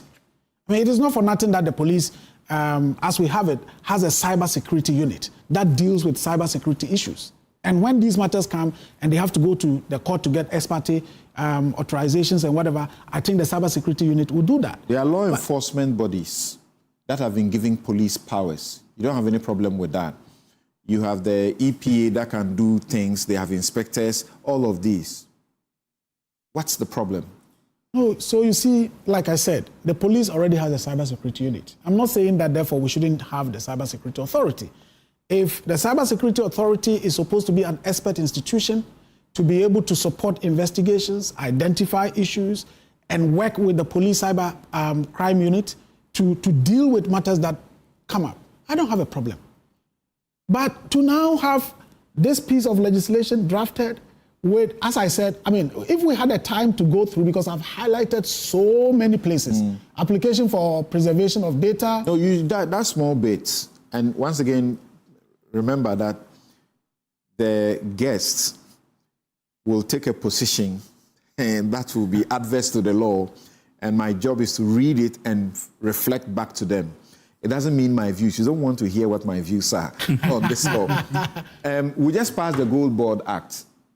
And we have given the inspectors there police powers, go around and arrest people and do things. Wow. What's the difference? No, but the fact that others are doing it doesn't make it right. Okay. That's my position. To now begin to have almost every institution having the powers of the police. I think that we will be creating chaos, anarchy, because you never know how an individual may want to act against you, especially if the person has those discretionary powers. And that, for me, is the problem.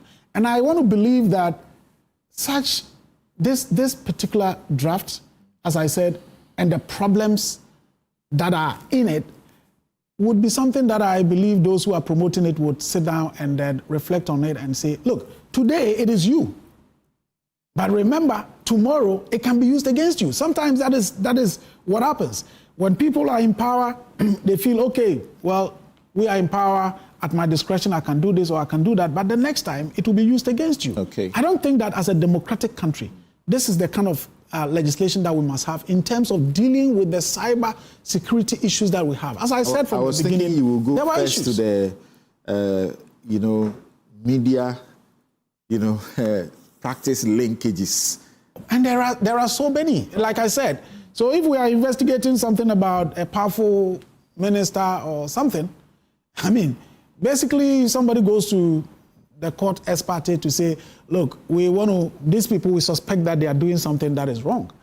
And basically you are ordered to produce your records. What it means is that even the issues of confidentiality of sources and all of that, you may not even have it anymore. Because once a court orders that your laptop must be produced, you produce it. And then everything in there can be viewed. I don't think that we should get that. That can only happen if you are suspected as involved in a crime. Exactly. But in this case, cyber crime could mean a lot.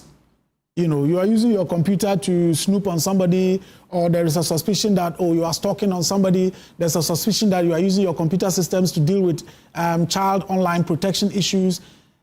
A lot of issues can be raised.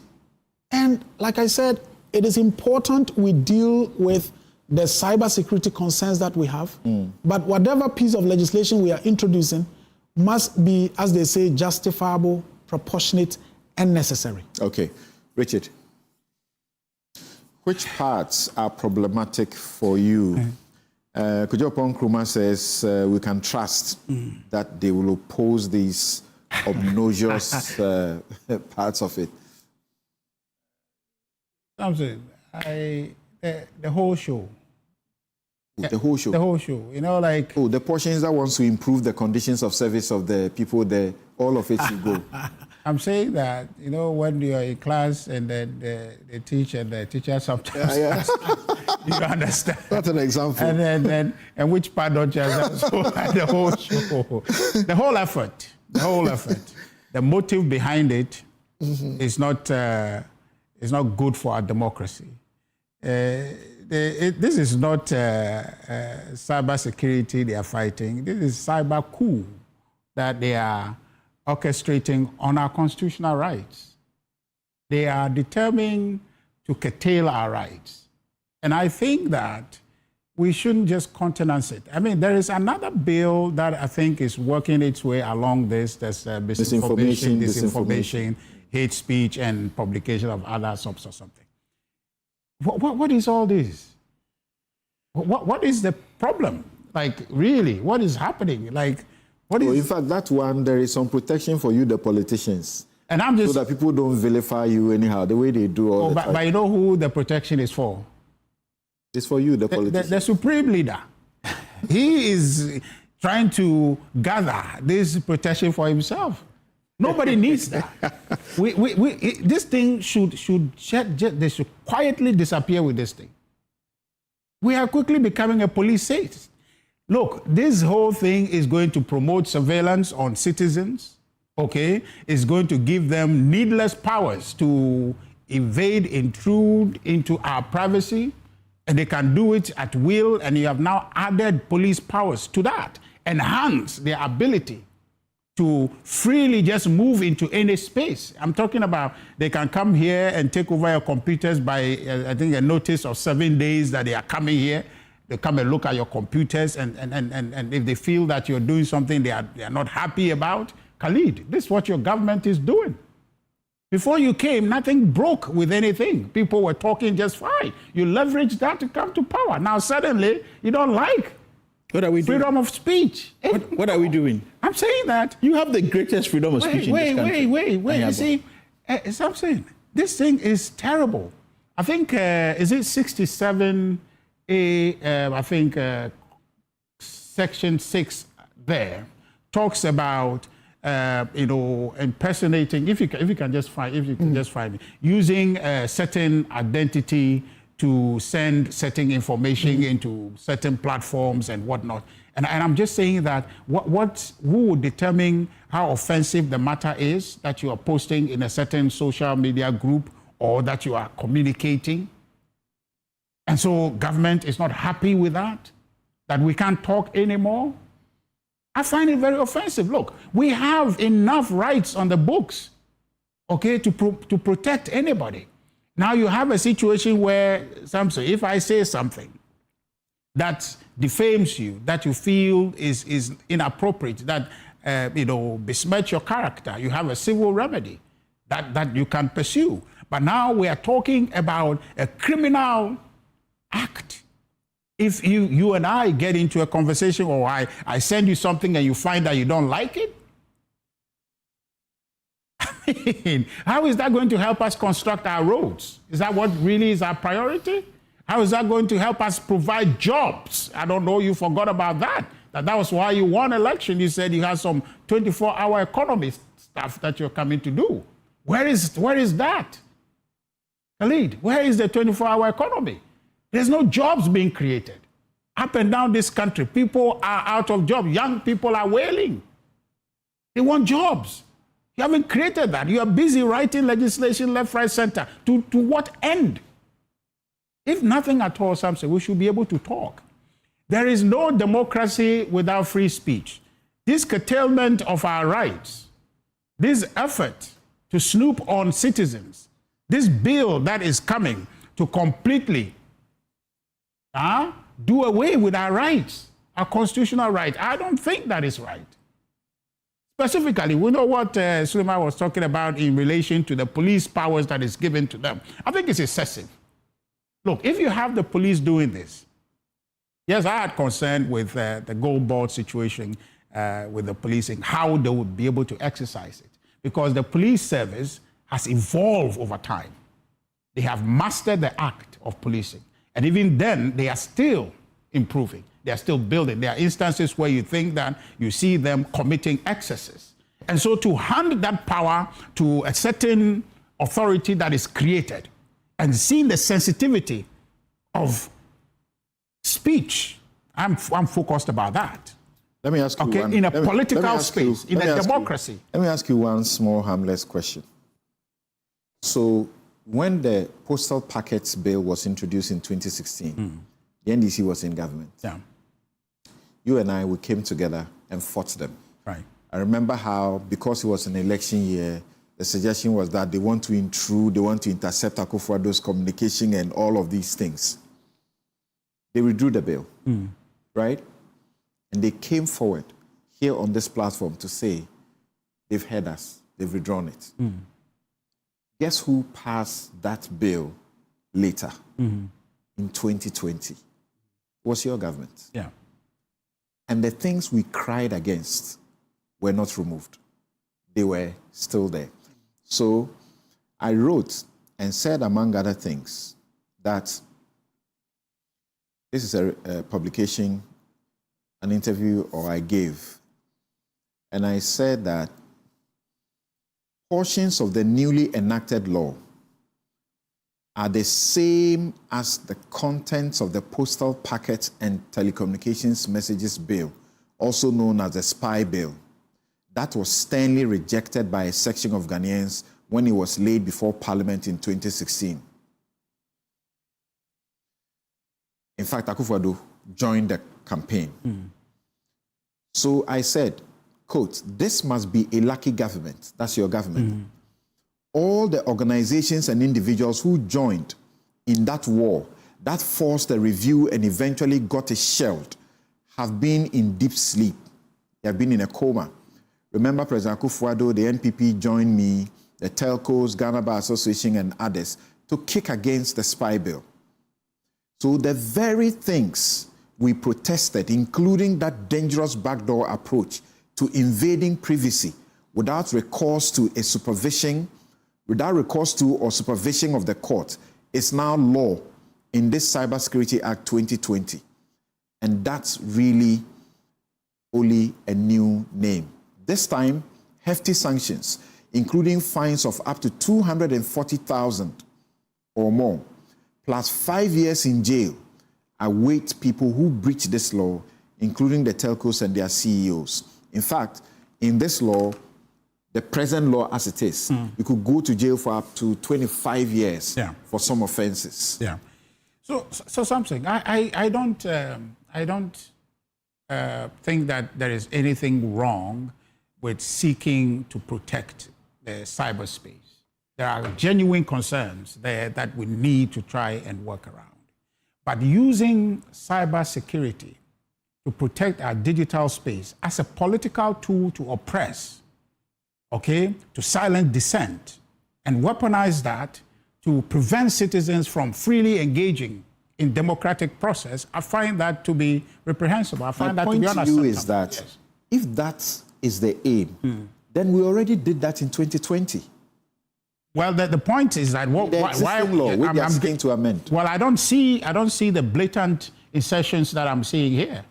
You understand? And even that, if it's a process, we can look at it and amend it. But I'm saying that anything you are doing that curtail people's ability to participate in the democratic process, you are drifting away from democracy. Fundamental point. Okay? And this bill and its cousin, the misinformation, disinformation, is leading us on that path. Interesting. So my goal is that let's throw this thing away. Okay, let's take a clean sheet of paper and start again. This thing here cannot suffice. It shouldn't be anybody's idea to bring this to Parliament and to try and do anything. Because now they have what they call the supermajority in Parliament, so they feel they can do anything. In fact, that in itself is a temptation. Okay, that you guys need to resist, that you feel you can do anything. And then there's a motion to stop you from vetting the Chief Justice nominee. You say you are not going to listen to all the noises we are hearing, but this thing is wrong. Okay, you are undermining our democracy, and I don't think it's right. You know, but in this bill, if you come around again, the component in there, which is talking about certification for professional bodies and people in the digital space, I think is very draconian. It's going to put burden on businesses and professional organizations, censorship, and to a large extent increase the cost of doing business because they have to pay money to be able to obtain this certification. Now, Prof, am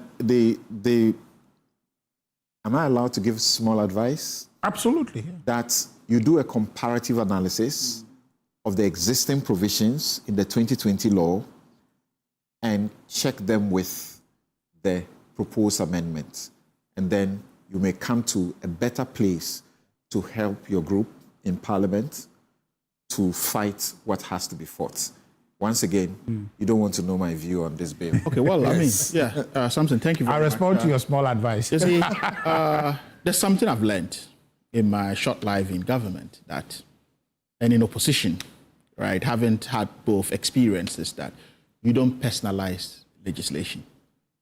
Because when you personalize legislation, you're going to leave someday, another would come. And when you personalize it, you are blinded not to see. So with such legislations, I always call for a bipartisan perspective to it. And, we've been here for probably half an hour taking our turns in the criticisms of the set proposed, in these draft stages. And it's been very sweeping rather than very specific to pick point by point to say what it is. I'm not criticizing, I'm welcoming the views. In all of this, I don't know the extent to which the consultations have gone, but I think that the cybersecurity network in the country, in terms of professionals, civil society organizations, et cetera, those who matter and have their work directly related to this ought to be consulted to see the way forward. Sometimes, Samson, legislation is a very difficult process. And the most difficult processes or stages of legislation is drafting. That's the use of language. Sometimes the intent is not as it reflects on paper, which is why you need to get very astute drafters to help in the process. Now, having said that, it takes me back to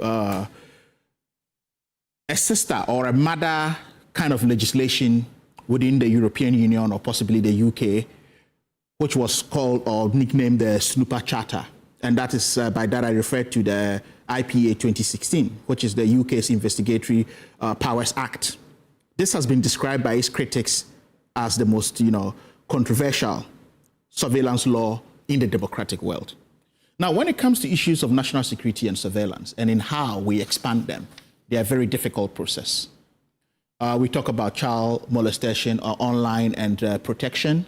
We're talking about protecting the rights of individuals being maligned. I know, Sule, sometimes I see your photos up and people writing all sort of stories about you taking bribe on the blind side of Manasseh, which we all know is not true, but we know that's just on a lighter note, yes. But to protect things like this. But the description and where the partisan perspective from where Richard is coming from is what I think we all should move away from. Comparing it for a government that said, or an opposition party that said we don't eat roads today because of a legislation that is being put in place when we've just launched a big push. You are asking whether we have created enough infrastructure to talk about legislation. But that does not mean that the cyberspace is a jungle.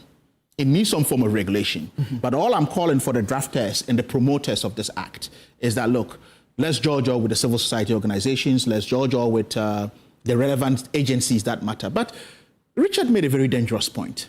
How do you allow people or practitioners within the cybersecurity space without certification, without the right vetting process, et cetera, et cetera? I know some of the wording are very front-loading in how they appear in form, right? Some are very vague in how they appear in form. And I think this is just draft stages, which is why we have a constitutional process in Parliament as to how, or a parliamentary procedure, how a bill goes through the various stages, right, before it finally gets a presidential accent. So for you to come out on a first draft, I don't know if it's a first or second draft, but early stage draft, to be this critical, I think would not help the discourse. I don't know also. You don't criticize this. No, I said. To end up the same as the law. Yeah. Oh, you know well. what happens in this town. Yeah. And you know how long they've given to all of us to contribute? How long? 14th of November. Yeah. So I'm going to come to all of that. That's why I say they have to, because I took, to help with the discourse, I took some key elements of it, like interception of data and acquisition. I find that very interesting. I think that's something we really need to look at. And the sort of powers, instead of giving the powers to the court, we give it to individuals within these agencies. That's why we say we shouldn't personalize. Because when you give such powers to individuals within the agencies, because the court takes a process, it is slow, and it hears both sides of the opposing and whatever views it is. Now you have the also taking freezing orders. No, it's actually ex parte applications. Yes. So the court doesn't hear. Yes. So I'm saying there's always a criminal element. Yeah. So you don't want to hear the other side. Yes. Before you go and stop the activity. Yeah. Then give the other side the opportunity to also come in later. Yes. I don't remember when the police went and said, give me ex parte, and the court ever refused. I know within the European Union, you still have the police that are investigating to have those powers, and the court. right? So we may want to, look around best practices and also localize to have a fit for purpose case. And I think that's where we are trying to get to. Also, the 14-day freezing orders before you go to the court to apply, to have all of that. Because look, sometimes certain businesses, if you target a businessman who has a conversion cycle of probably 91 days or whatever it is, you go for 14 days, you halt his business, right? And at the end of the day, you realize that it was just a red herring. What happens? So there are critical issues to take. Then also you think about state protection and the interests of the state. National security, it's paramount when it comes to this. National security is an unruly horse. Yes, I mean, as you would know. So the diction around national security issues, I go with them with the greatest humility, and also knowing that I'm not an expert in the field, and also knowing that the state interest is supreme.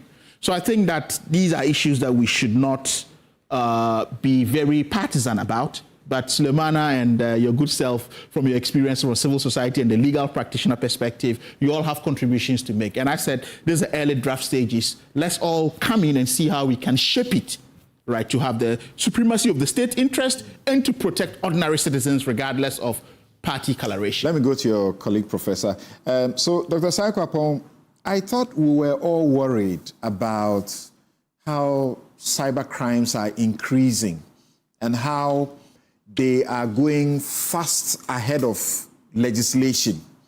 And so there's need for something to happen. Your very good friend, Professor Bafo Ajimandua, formerly with the CDD, former UN governance advisor, he has had his phone hacked. And people are using, his number and name to make all manner of bizarre financial requests. He's been very distressed in this week. This is some of the things we are seeking to check. What's our problem? Well, I think the problem or part of the challenge is, as Prof said, how do you balance the state's interest in protecting certain domains against also ensuring that you do not violate certain fundamental rights of citizens as protected by the Constitution.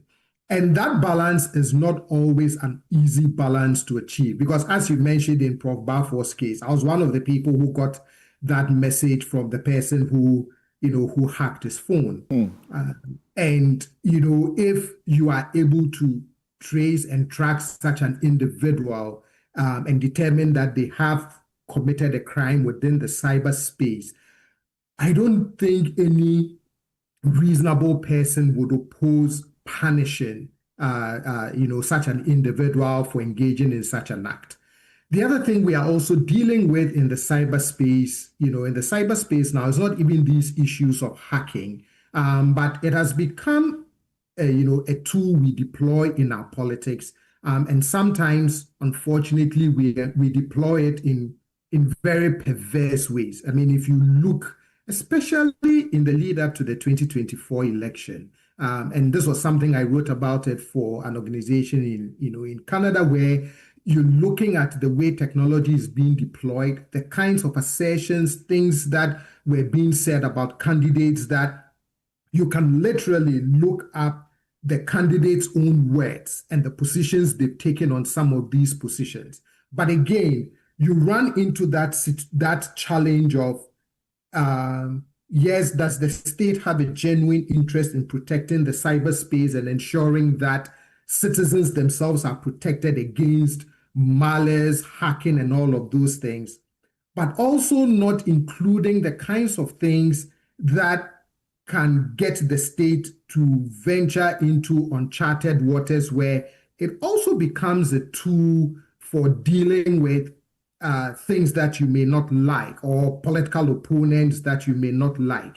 And I'm hoping that through further engagement and consultation, that the amendments to this bill would get us to a place where the state can do what it wants to do without causing unnecessary injury to citizens. And I think that, for me, is my is my biggest take on this, especially on the issue of discretion, right? In our circumstances, I've realized that when the discretion is vague and the discretion is wide, it tends to be abused than when the discretion is narrow and very specific. So those will be some of the things that I would point out as important in further consultations and engagements to make sure the state can do what it wants to do without unnecessarily injuring. The portions where they criminalize false statements. Look, I defend journalists, I train journalists, but I've often asked myself the question, what's our problem? Are we saying people should be making false statements and get away with them? So the portion where they want to criminalize false statements, what's wrong with it? But my question to that again is, don't we already have laws that take care of that, which we are already battling with? The famous Section 208 of the Criminal and Other Offences Act, part of the repressive laws that we have been championing should be repealed, and then the custodial sentencing in them be removed, or the criminal punishments be removed. It says a person who publishes or reproduces a statement, rumor, or report, which is likely to cause fear or alarm to the public or to disturb the public peace, knowing or having reason to believe that the statement, rumor, or report is false, commits a misdemeanor, meaning you can go to jail up to 3 years. This is 1960. And then in 2008, in the Electronic Communications Act, we provided in Section 76 a similar provision saying that if you are using electronic communication to do any of those acts which will imperil, safety, you could go to jail for up to 5 years. What do you say? I mean, if there are laws already on the books that can deal with some of these issues, then I am one to say that you don't need to reinvent the wheel. Perhaps what is missing is not so much new rules and laws, but rather greater enforcement of what already exists in the books. I know it is sometimes some of the things that you read on, in cyberspace, especially on social media, some of the things that people have said, some of the things that people say, you look at it and they say it with so much certainty that you would think they were there when it happened. But sometimes some of these things are untrue, and when you have private conversations with individuals about the path that this can potentially lead us on, you're usually to hear things like, well, people can choose to decide what is true or not, and the person who feels injured can always seek, for example, a civil remedy against such untruths. So again, if there are laws on the books, enforce them, but there's always that tension, between what is truly the state's interest and how do you also make sure that innocent citizens don't get caught up in this web of misinformation and disinformation that we are all struggling with, and how do you appropriately deal with it? Okay, thank you very much. And so Sule, in the end, your proposal, just in some 30 seconds, we need to go for a break and come to the special prosecutor and interrogate if what he's doing is doing it rightly. The UNESCO and various other, world bodies have said we should not criminalize speech or speech conduct. So even these repressive laws, you have been on the campaign at Media Foundation with the GJA insisting that they should be completely removed. Some of us have said, yes, we need to check, because otherwise there's too much of false things people are doing and they're happy about it. We shouldn't allow it. So punish it, but don't punish it as a crime in a civil manner. What should they do to this? What would be your recommendation where they are seeking to punish false, statements using all forms of digital means? Well, I think that any introduction of criminal sanctions against statements that are made offline or online basically amounts to the reintroduction of criminal libel, which we repealed, we've been happy about. We take it as a mark of progress in our democracy and all of that. As I did indicate, I think that we're at a point where, as a nation, we really have to take a serious and critical look at our cybersecurity space, or our cyberspace, digital space, and how we sanitize it in a way that will promote our development rather than cause a lot of troubles for us. But that does not mean, in a rush to do that, we criminalize everything. In fact, if we say people who make false statements must go to jail, I think a lot of those, the people who go to jail will be a lot of the politicians. If you look at fact-checking reports, and look at how many statements have been marked as false and so on and so forth, it will be a lot of these same politicians, both opposition and government, who would be at fault. And so I think that we need to, I don't think that we have to rush with this. I think earlier they even gave a very shorter notice, and then after some comments, then they said, okay, we give you up to 14 days or so. You think 14 is enough? No, it is not. Absolutely, no, absolutely not. About how long? I don't see the rush. It's not as if Ghana is in a state of emergency over a particular issue. This is a very, very critical matter that affects almost every aspect of our development. Let us take our time, discuss it, debate it, so that at the end of the day, and countries have done it. Right. Other countries have done it. So, Prof, you support that the time should be extended, not why not? the 14th? I mean, in the interest of the state. But then again, I'm not privy to any, possibly there's a national security interest that I don't know of. But if there's no agency... this one, you can't make a blanket support. It's not a support. I'm just saying, I'm making... when... You don't have to qualify it. No, I need to qualify it from where I sit. Sometimes there are probably some briefings that I'm not aware of as far as the national security element is concerned. Should there be more than time? But there's enough. If there's enough time, why not? And from what you say, do you sincerely think that Akufo-Addo did not regret that he led the repeal of the... criminal libel? Maybe we should, because if that was on the books, they wouldn't need to do this. They brought it, and they are... bringing a new version that's almost on steroids. The Section 208 that you refer, it is more punitive even in the misinformation, disinformation, the scope, the requirement, all right? That whether you know the thing or you don't know. Whereas before, you must know that the thing is false in order to be liable. But here they say that even if you don't know. I was asking about the time. Yeah, I agree. But quite simply, if you say something and I just share, with the notion that, something is well researched and so therefore it's okay, I am liable just because of that. It's terrible. So my thing is that time is not even the matter here. Let's take a clean sheet of paper. Let's start this process all over again. Prof, in some couple of seconds, should the time be extended beyond 14th November?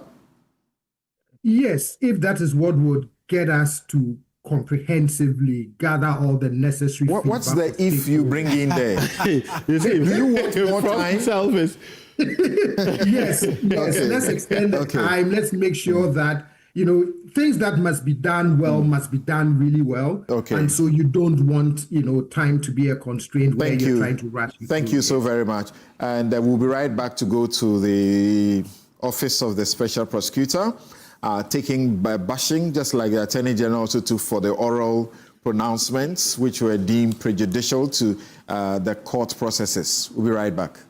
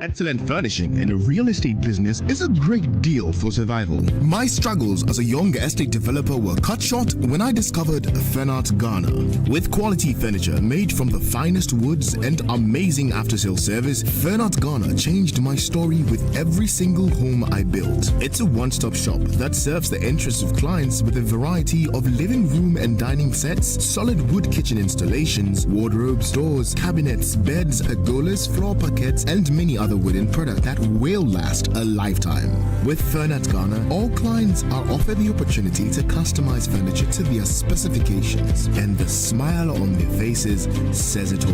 Thanks to Fernat, now your home can look beautiful with furniture that would last for generations. Visit Fernat Ghana today and share my story. Locate us at Yaniba Estate, Osu, Accra, or call 0303 966 or 055 278 4097. Think wood, think Fernat.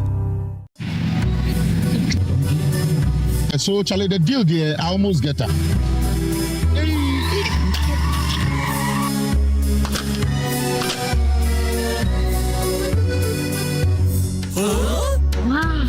Syntax pipe, as tough as it can get. You get so sorry with your back, sorry.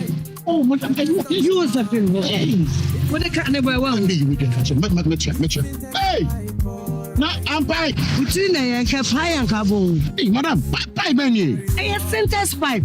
Me tono. Omo ka tell me say ne ho den pa. Say ye fie, say ye foam. The pipe we bia eye ne gam. Syntax pipe. Why eliki? Come, madam. From today, Syntax pipe in my pipe. No two ways. When you know, pipe be na be use. SINTEX pipe. Syntax pipe. Ile kai water. No hala.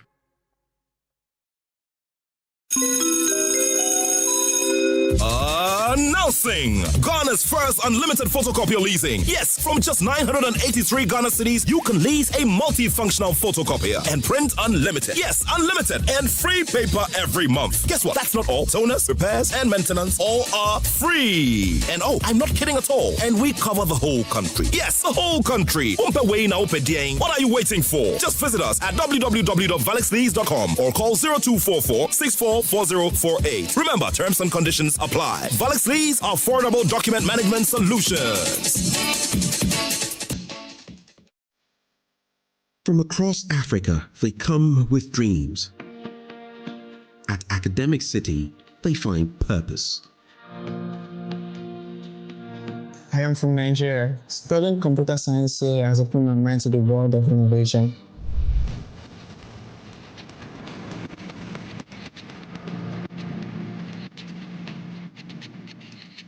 As a parent, seeing my daughter thrive at ACT gives me peace of mind. ACT didn't just teach me skills, it gave me the confidence to lead change. A world-class faculty, hands-on learning, a campus that inspires bold thinking. Join a community building Africa's future today. Academic City University, educating future-ready leaders.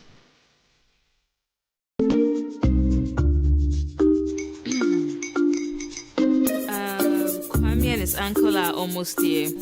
Wait a minute. This one too, your friend Kwame. Wait, Kwame. As in the same Kwame again? Yes, Mommy. The second coming. Into all this tension just to reintroduce that broke boy from Kaswa. Why would you deceive the family like this again? Now I understand the whole delay. Troll from Kaswa. Why wouldn't he be late? Or being late, of course.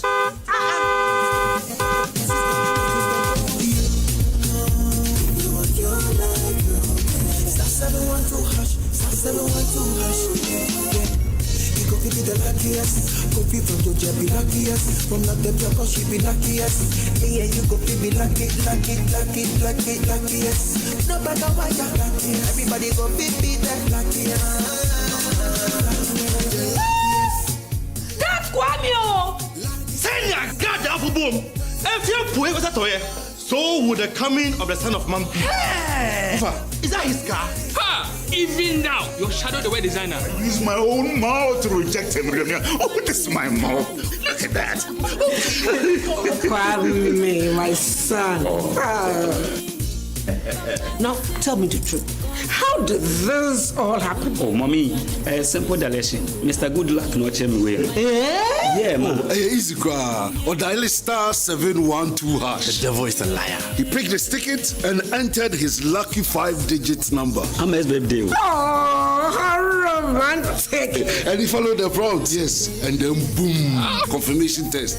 I'm quick. Pick 5 numbers for me, okay? I'm feeling like 7. *712#. Choose your ticket. Enter your lucky number. Follow the prompts and let destiny handle the You see how they love you now? Yo, be our family permassimo. Before December, maybe release a motivational album. Fatapa, my super. This promotion is regulated by the NLA on the Caritas platform.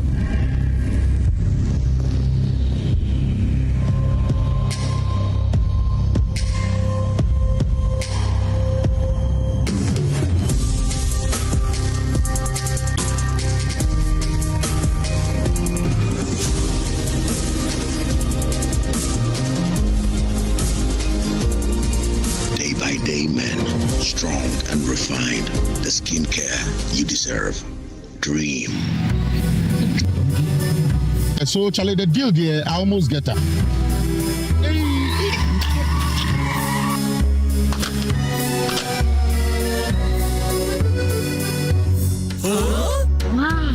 Syntax pipe, as tough as it can get. You get so sorry with your back, sorry. Oh, what are you was that thing? What the cat never won. You can catch it. Hey!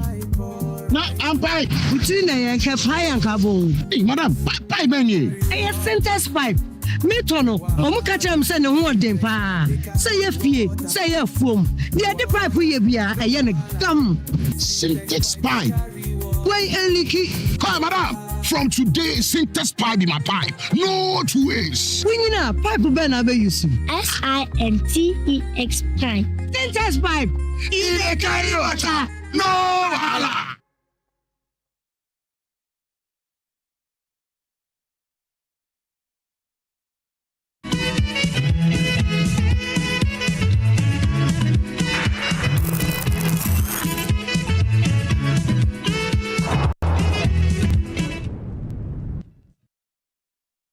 You're welcome back. This is Newsfile. It's your most authoritative news analysis platform. And here on Newsfile, we put Ghana first. And my outfit is by Spybill 2.0. You can find them at Ajuringano, opposite Villa David Estate.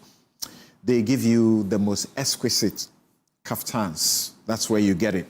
You can always call them 0200 84 1988. 0200 84 1988. You can look for Spybill 2.0 on any of their social media handles. Just check it and you see them. The show is also brought to you by the kind of courtesy of Bank of Africa, strong as a group and close as a partner. MTN everywhere you go. Judiciary University, educating entrepreneurial and entrepreneurial leaders for Africa. Robert & Sons Optical Services, your comprehensive eye care service provider for 33 plus years. My Way Insurance, dial *165# on MTN to join today. My Way. Syntax stance is strong, it's tough. Activa International Insurance, our clients, our passion. International Facilities Management Association, they're proud to be associated with your most authoritative news analysis platform, Newsfile. Safari Valley Eco Park, bringing you closer to nature, is the best place to be the coming holiday season. Valex Lease, your affordable document management solutions. And my guests who have been helping us do the discussion in the studio have been Suleiman Abrahima, Executive Director, Media Foundation for West Africa. Richard Ahiagba is Director of Communications of the NPP. Sharif Mahmoud Khalid is Economic Advisor to the Vice President. Okay, and we have on Zoom Dr. John Osai Kwapong, Democracy and Development Fellow, CDD, and Project Director of the Democracy Project.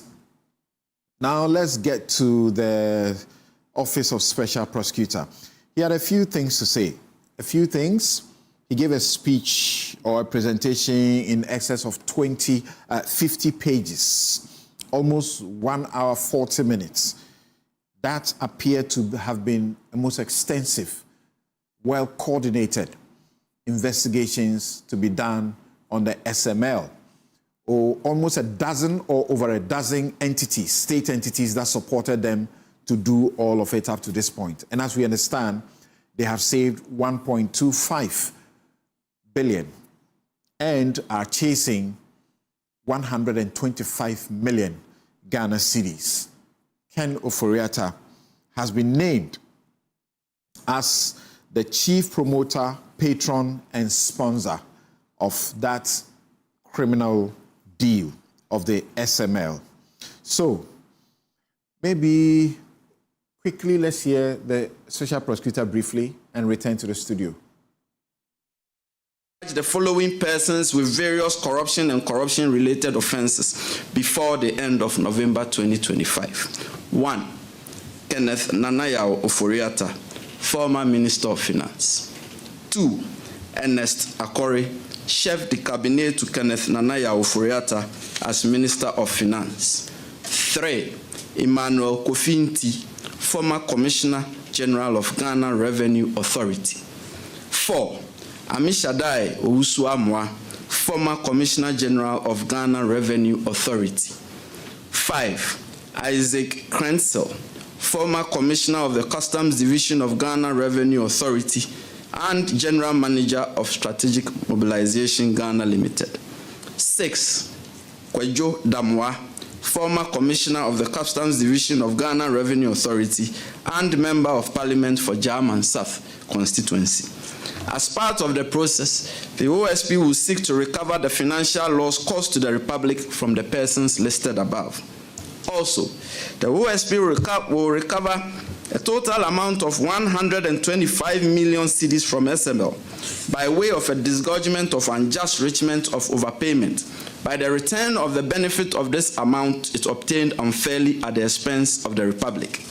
This amount was arrived on 2 considerations. First, the participation of SML in the public revenue assurance regime was based on largely undeserved automatic payments detached from performance. Second, the figure was adjusted on a quantum meru basis. Right. So we start with you, and we have to be brief because we have under 30 minutes for this. Suleimana, you caused all this. This is the fourth estate. The SML have issued a statement in response to the special prosecutor, and they say he's damn wrong.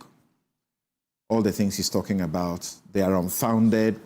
They point us to GRA that in the course of all the brouhaha issued a confirmation that they had actually brought, a revenue increase as a result of the work that they were doing, confirming portions of the KPMG report, which the special prosecutor now rubbishes, and so on. So, well, Samson, I think to start with, it's important. When I saw the report, the publications online attributed to GRA, and that was, I think, a day before the OSP's press conference, I was quite intrigued, and because those publications were essentially saying that GRA says the SML's contract is delivering, and essentially saying that the state is benefiting. Not too long ago, I made a point that Ghanaians need to know that the current GRA commissioner was, I should say, the senior-most person on the audit team that conducted the KPMG audit and made the findings.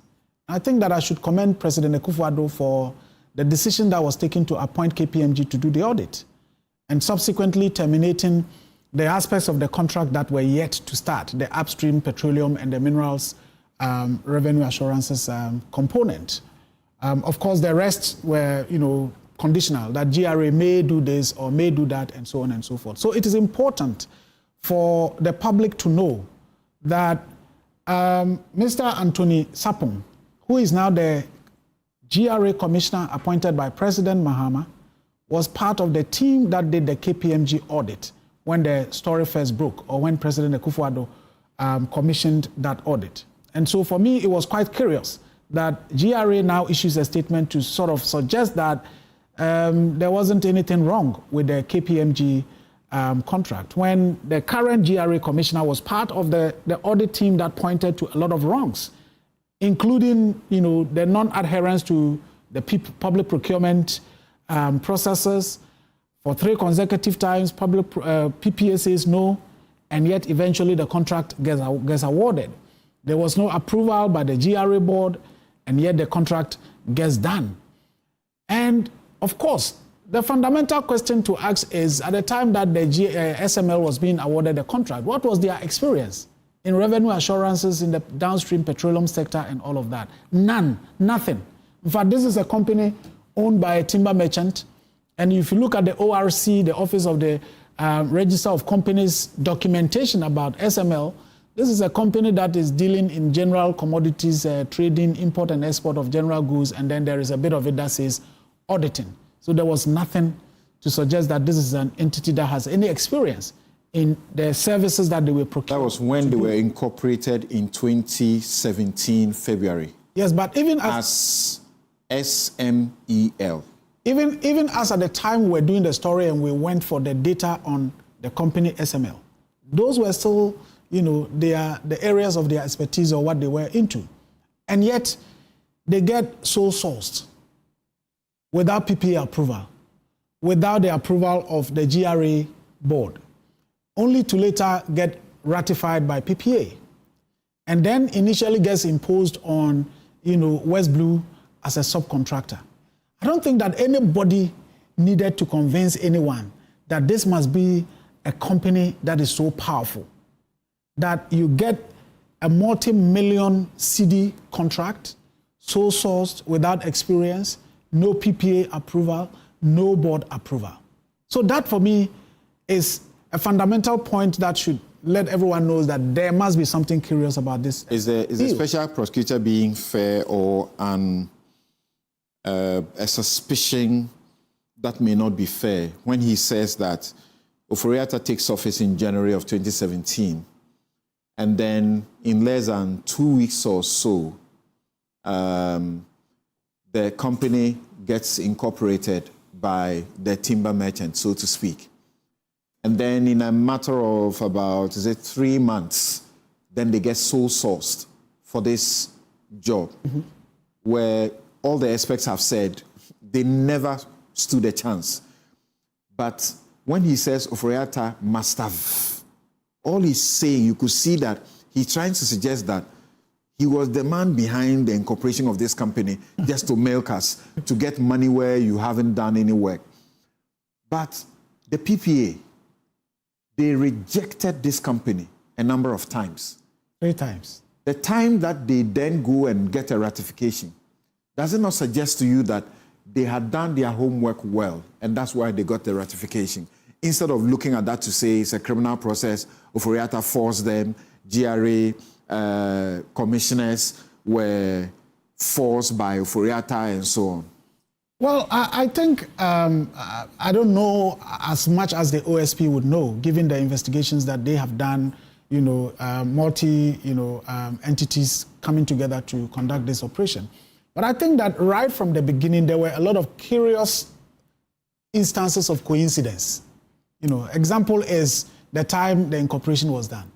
Another example is the MD of SML, as of 2019, was the technical advisor to the GRA commissioner. Then GRA gives a contract to SML in 2020. And then the technical advisor moves to become the MD of this company that has now gotten a contract without PPA approval and all of those things. So Christian Tetesoti is in GRA? Yes. And then as a technical advisor. And then the company gets a contract. Yes. Then he becomes the manager of the company. He becomes the MD of the company. And it's possible we want somebody from GRA. Yeah, he had gone on retirement as controller and accountants general. Comes to become the technical advisor to. This cannot be mere coincidence. No, well, I'm saying that's why I use the word curious instances of coincidence. Multiple instances of coincidence that are quite curious. The incorporation, the time that the contract is awarded, who moves from the GRA as a technical advisor to now become the company that has now gotten the contract. The company has no experience. As at the time the story was being done, GRA was the only client to this company. So and obviously when we did the interviews, my colleagues did the interviews, asked the man about the kinds of things that they claim they were doing on their own website. Yeah. The MD says, I don't know anything about that. No, we don't do those things. Then he's told, but those things are on your website. He says, well, I don't do anything on website. Curiously, the next day or after, the website is wiped with that that information. Or the afternoon after the yes, that information is then taken out. That wasn't we are told that this is a company that is saving the country 3 billion. CDs as a result of the interventions. The MD is asked. Front page. Yes, front page, daily graphic. The MD is asked about this 3 billion because the data available didn't point to any 3 billion. Then he says, what I know is 1 billion. I don't know about any 3 billion. So quite clearly. People could misspeak. Well, but in fact, the IT officer who said he did the presentation then whispered to Christian Tetesoti to say that, if the media reported 3 billion, it must have been a mistake. Then they are told, but if the media got it wrong, the 3 billion is on your website. The media couldn't have come to put the 3 billion on your website. Then Tetesoti says, I don't know anything about 3 billion. So quite clearly, this was a deal that was made, and I would agree with the OSP in saying that this couldn't have been just a normal procured contract. And if you look at the amount of money involved, and then in the investigations, it was clear that whatever SML said they were doing, the state agencies were doing it. So even GRA officials were surprised. So during the interview, a GRA officer says, I would want you to get the SML officer to clarify whether indeed they are involved in issues of diversion of fuel, dilution of fuel, and all of that as they claim they do. And so that was the first question put to the MD. Then the MD says, no, we don't do that. So GRA was doing some of the things that they had claimed they were doing.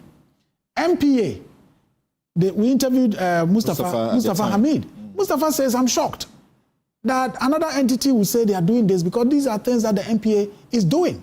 And for example, in terms of revenue assurance, we have systems in place that if you are an OMC who owes, you can't even lift. Beyond that, every increment is then attributed to SML. That, it's because of SML that we have had an increment, in the oil liftings, which is not true. Because if you look at the MPA data year on year, there is an increment. In fact, there is a story that we are looking into. If you look at the 2024 volumes, it's almost like quadruple, or triple the number the previous year. And we are saying, what happened? What could have caused this major jump between 2023 and 2024?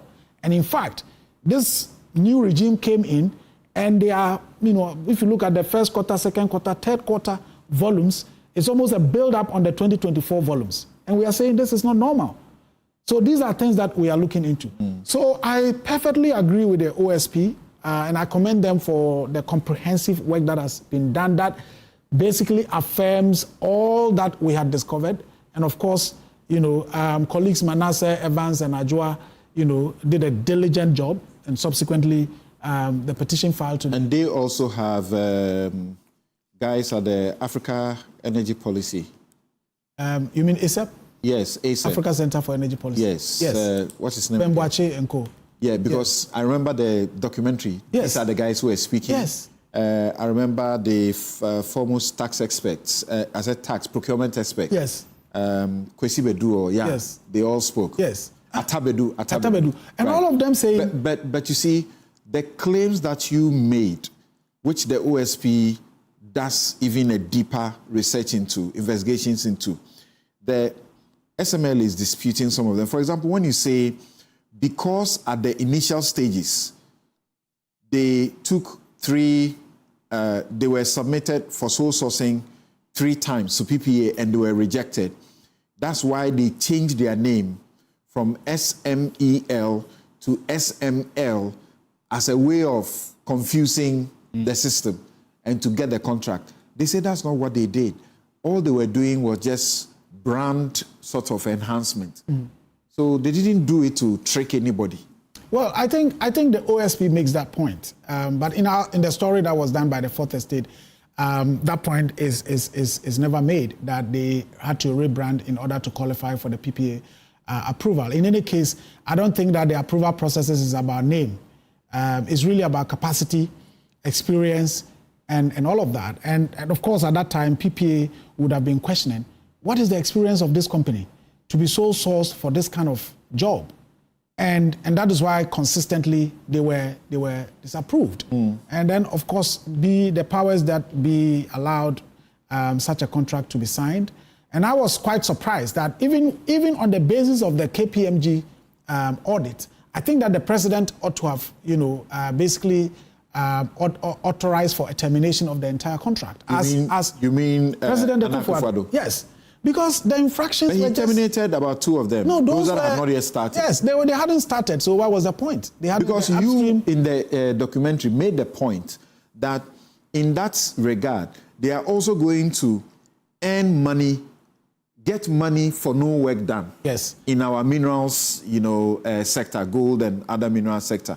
And then he stopped it. So that was good. So the point was that based on the downstream petroleum sector work that is being done and the amounts of money that being paid, over 24 million, every month, and all of that. We thought, look, if this was a scheme that is not delivering any value for money, why should we now add on upstream petroleum and the mineral royalties, revenue assurance to the same entity? Essentially, the same thing happening downstream is going to happen upstream and in the mineral sector. And of course, it hadn't started, so the president terminated. Okay. There's even an argument about whether this required parliamentary approval because it was a multi-year contract. KPMG had recommended that they should seek parliamentary approval. Yes. Right. Yes. Okay. Which I don't think happened. The OSP says, look, once they made all these wrongs, let's not go and seek a belated approval. Within the NDC, the suggestions have been, this was a subtle Ejapa. If you don't get the mineral royalties through the Ejapa deal, get a company to pipe into what do they call it? Whatever enhancements that they were doing. Revenue assurance. Revenue assurance. And then you literally do nothing, but every month you get paid from our mineral royalties. Is that a fair assessment?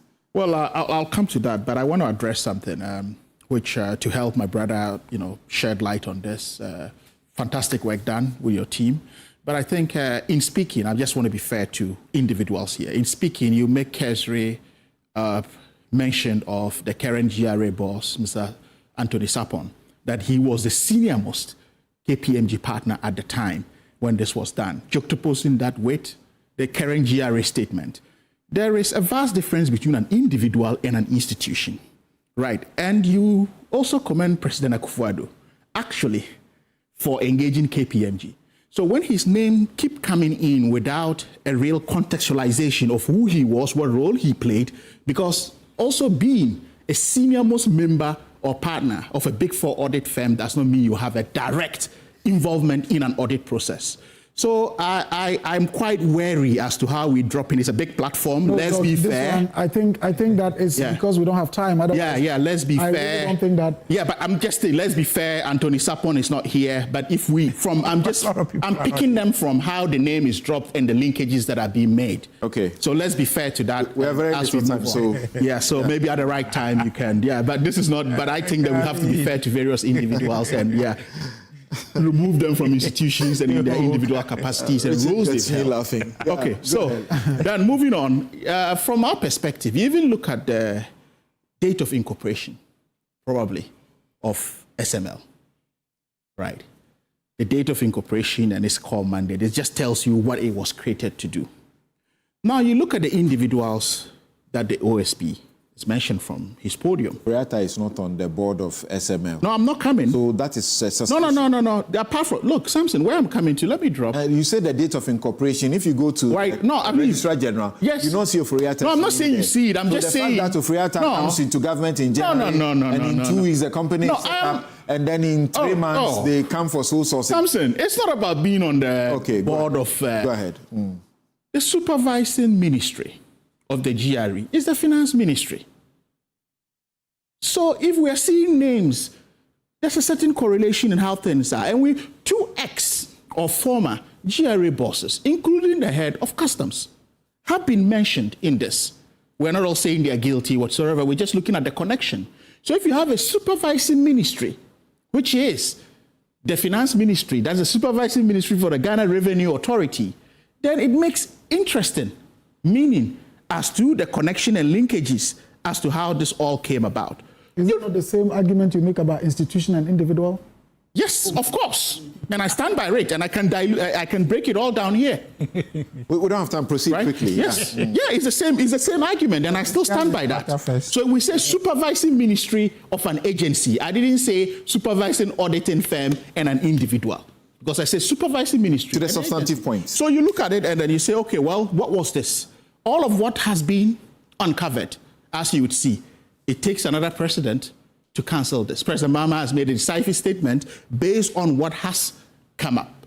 But you look at all of these in terms of revenue assurance issues. I have severally on this platform even said, because left to me alone, from where I sit, KPMG shouldn't have been engaged to do this. The Auditor General, you could see the quality of forensic audits coming out in recent times, tells you the capacity of the office of the Auditor General. So left to me alone, from where I sit, the Office of the Auditor General could have done this, rather than even engaging KPMG. I think Imani made that point earlier. Yeah, left to me alone. And today we are being vindicated by the quality of forensic audits that are emanating or being churned out from that office or that institution or state institution.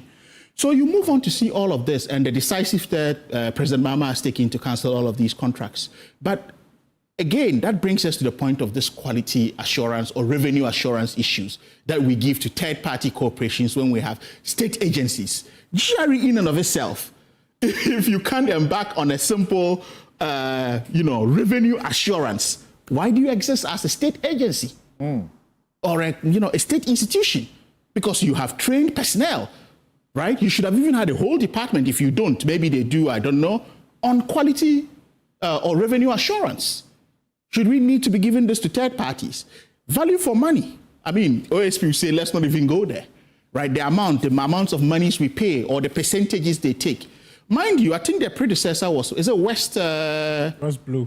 Is it West Blue? Mm-hmm. Yeah, West Blue was probably involved in this. You could see how West Blue made a killing. I'm not saying it's a wrong thing, even with ports revenue assurance issues. You juxtapose this to the amount that's spent because look, they take it based on commission basis. And that's a lot of money. Imagine if that came to the state. Whereas you are employing officers, we are employing chartered accountants, we are employing, revenue assurance officers. The president was rather swift in directing the termination. Well, was he waiting for this? Well, I'm sure he's been properly briefed on what it is, and he was getting daily briefings on how it was going. And to say, okay, well, we had the... By the contracts, there are obligations if you terminate in this manner. Yeah, but I'm sure proper advice came from the Office of the Attorney General in how it should go about. Okay. Right. Yes, Richard. Something. I struggle. Then there was the Attorney General press conferences, indicting people, calling people names, almost supposing they have committed a crime. The special prosecutor on the same run. I worry, something. The due process is not a loophole for the corrupt or the lawbreaker. It's not. It's the foundation of justice.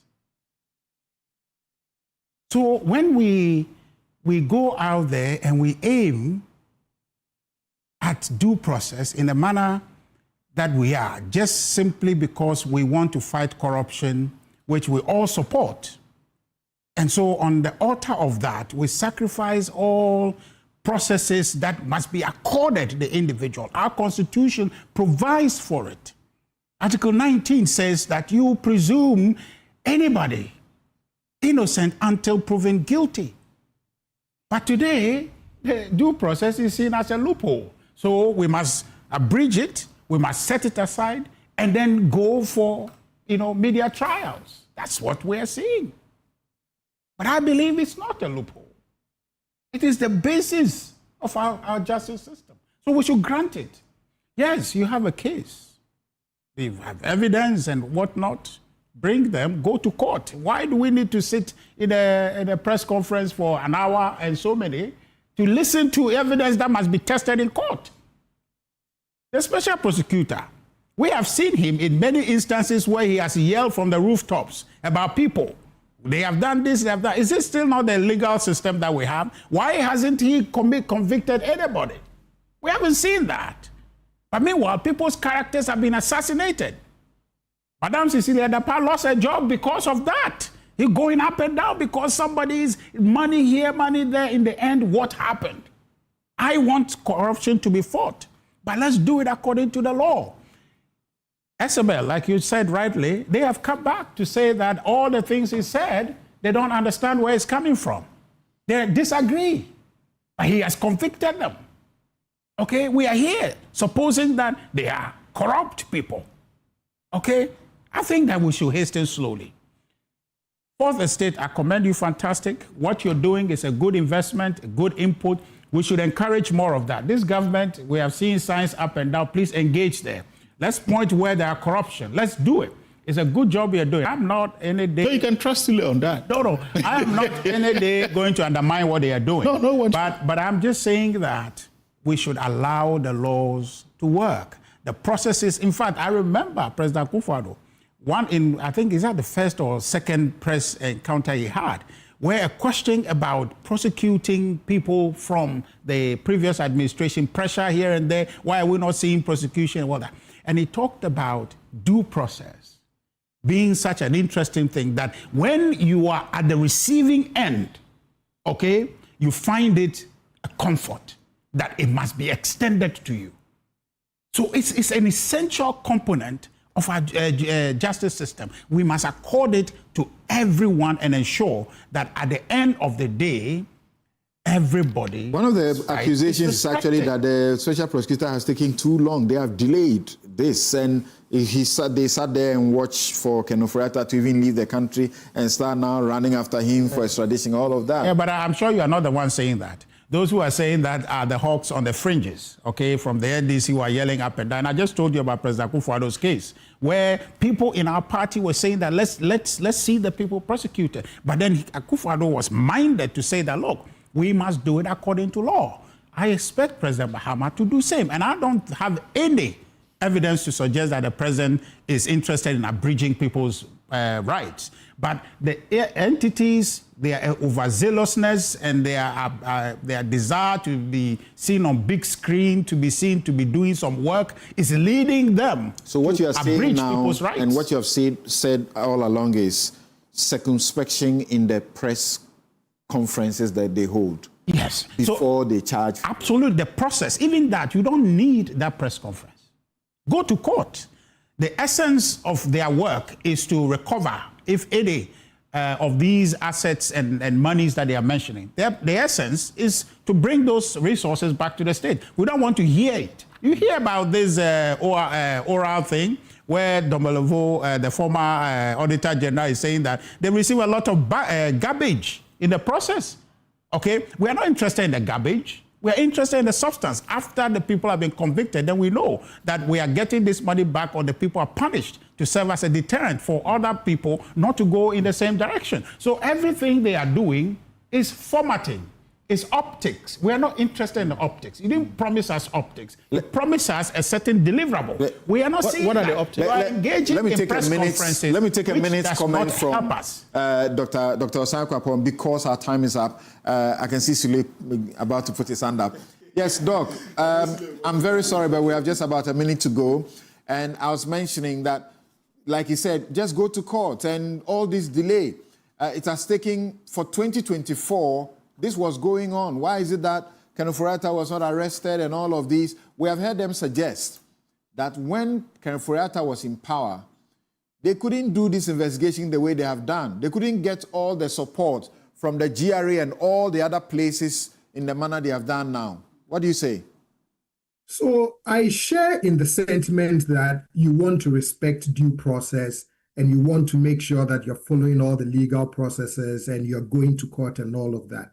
But I've regularly said, and I've even said this on your platform before, that the anti-corruption fight is also not just legal. There's a public aspect to it. And for me, whether it's the OSP's revelations or the revelations from the Attorney General, it is illustrating to us that we are at a crossroads where there is the need to take a look at our institutions and find ways to begin to restore some faith, trust, and confidence back in these institutions. Because regardless of the alleged crimes that have been committed or not, even when you look at some of the evidence that is being shared with the public, it gets you to ask yourself, what is it about the internal controls of our institutions that even allows some of these things to go through to the point where it becomes, a case of alleged, corruption or malfeasance in public office.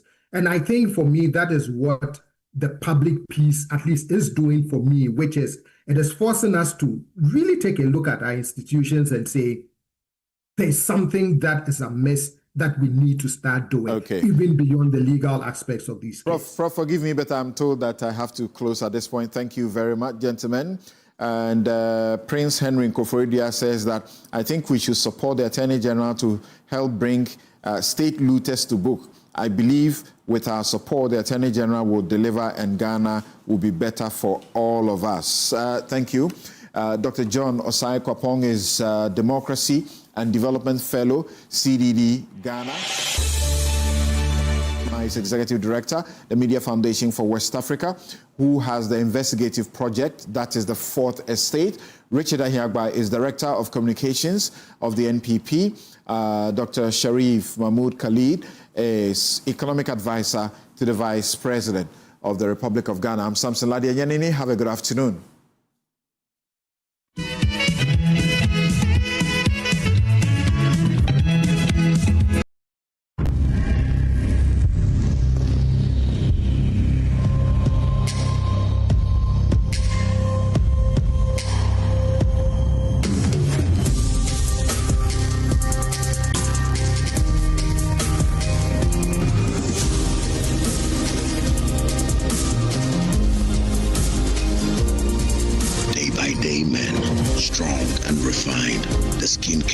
You deserve. Dream. Announcing Ghana's first unlimited photocopier leasing. Yes, from just 983 Ghana cedis, you can lease a multifunctional photocopier and print unlimited. Yes, unlimited and free paper every month. Guess what? That's not all. Toners, repairs, and maintenance all are free. And oh, I'm not kidding at all. And we cover the whole country. Yes, the whole country. What are you waiting for? Just visit us at www.value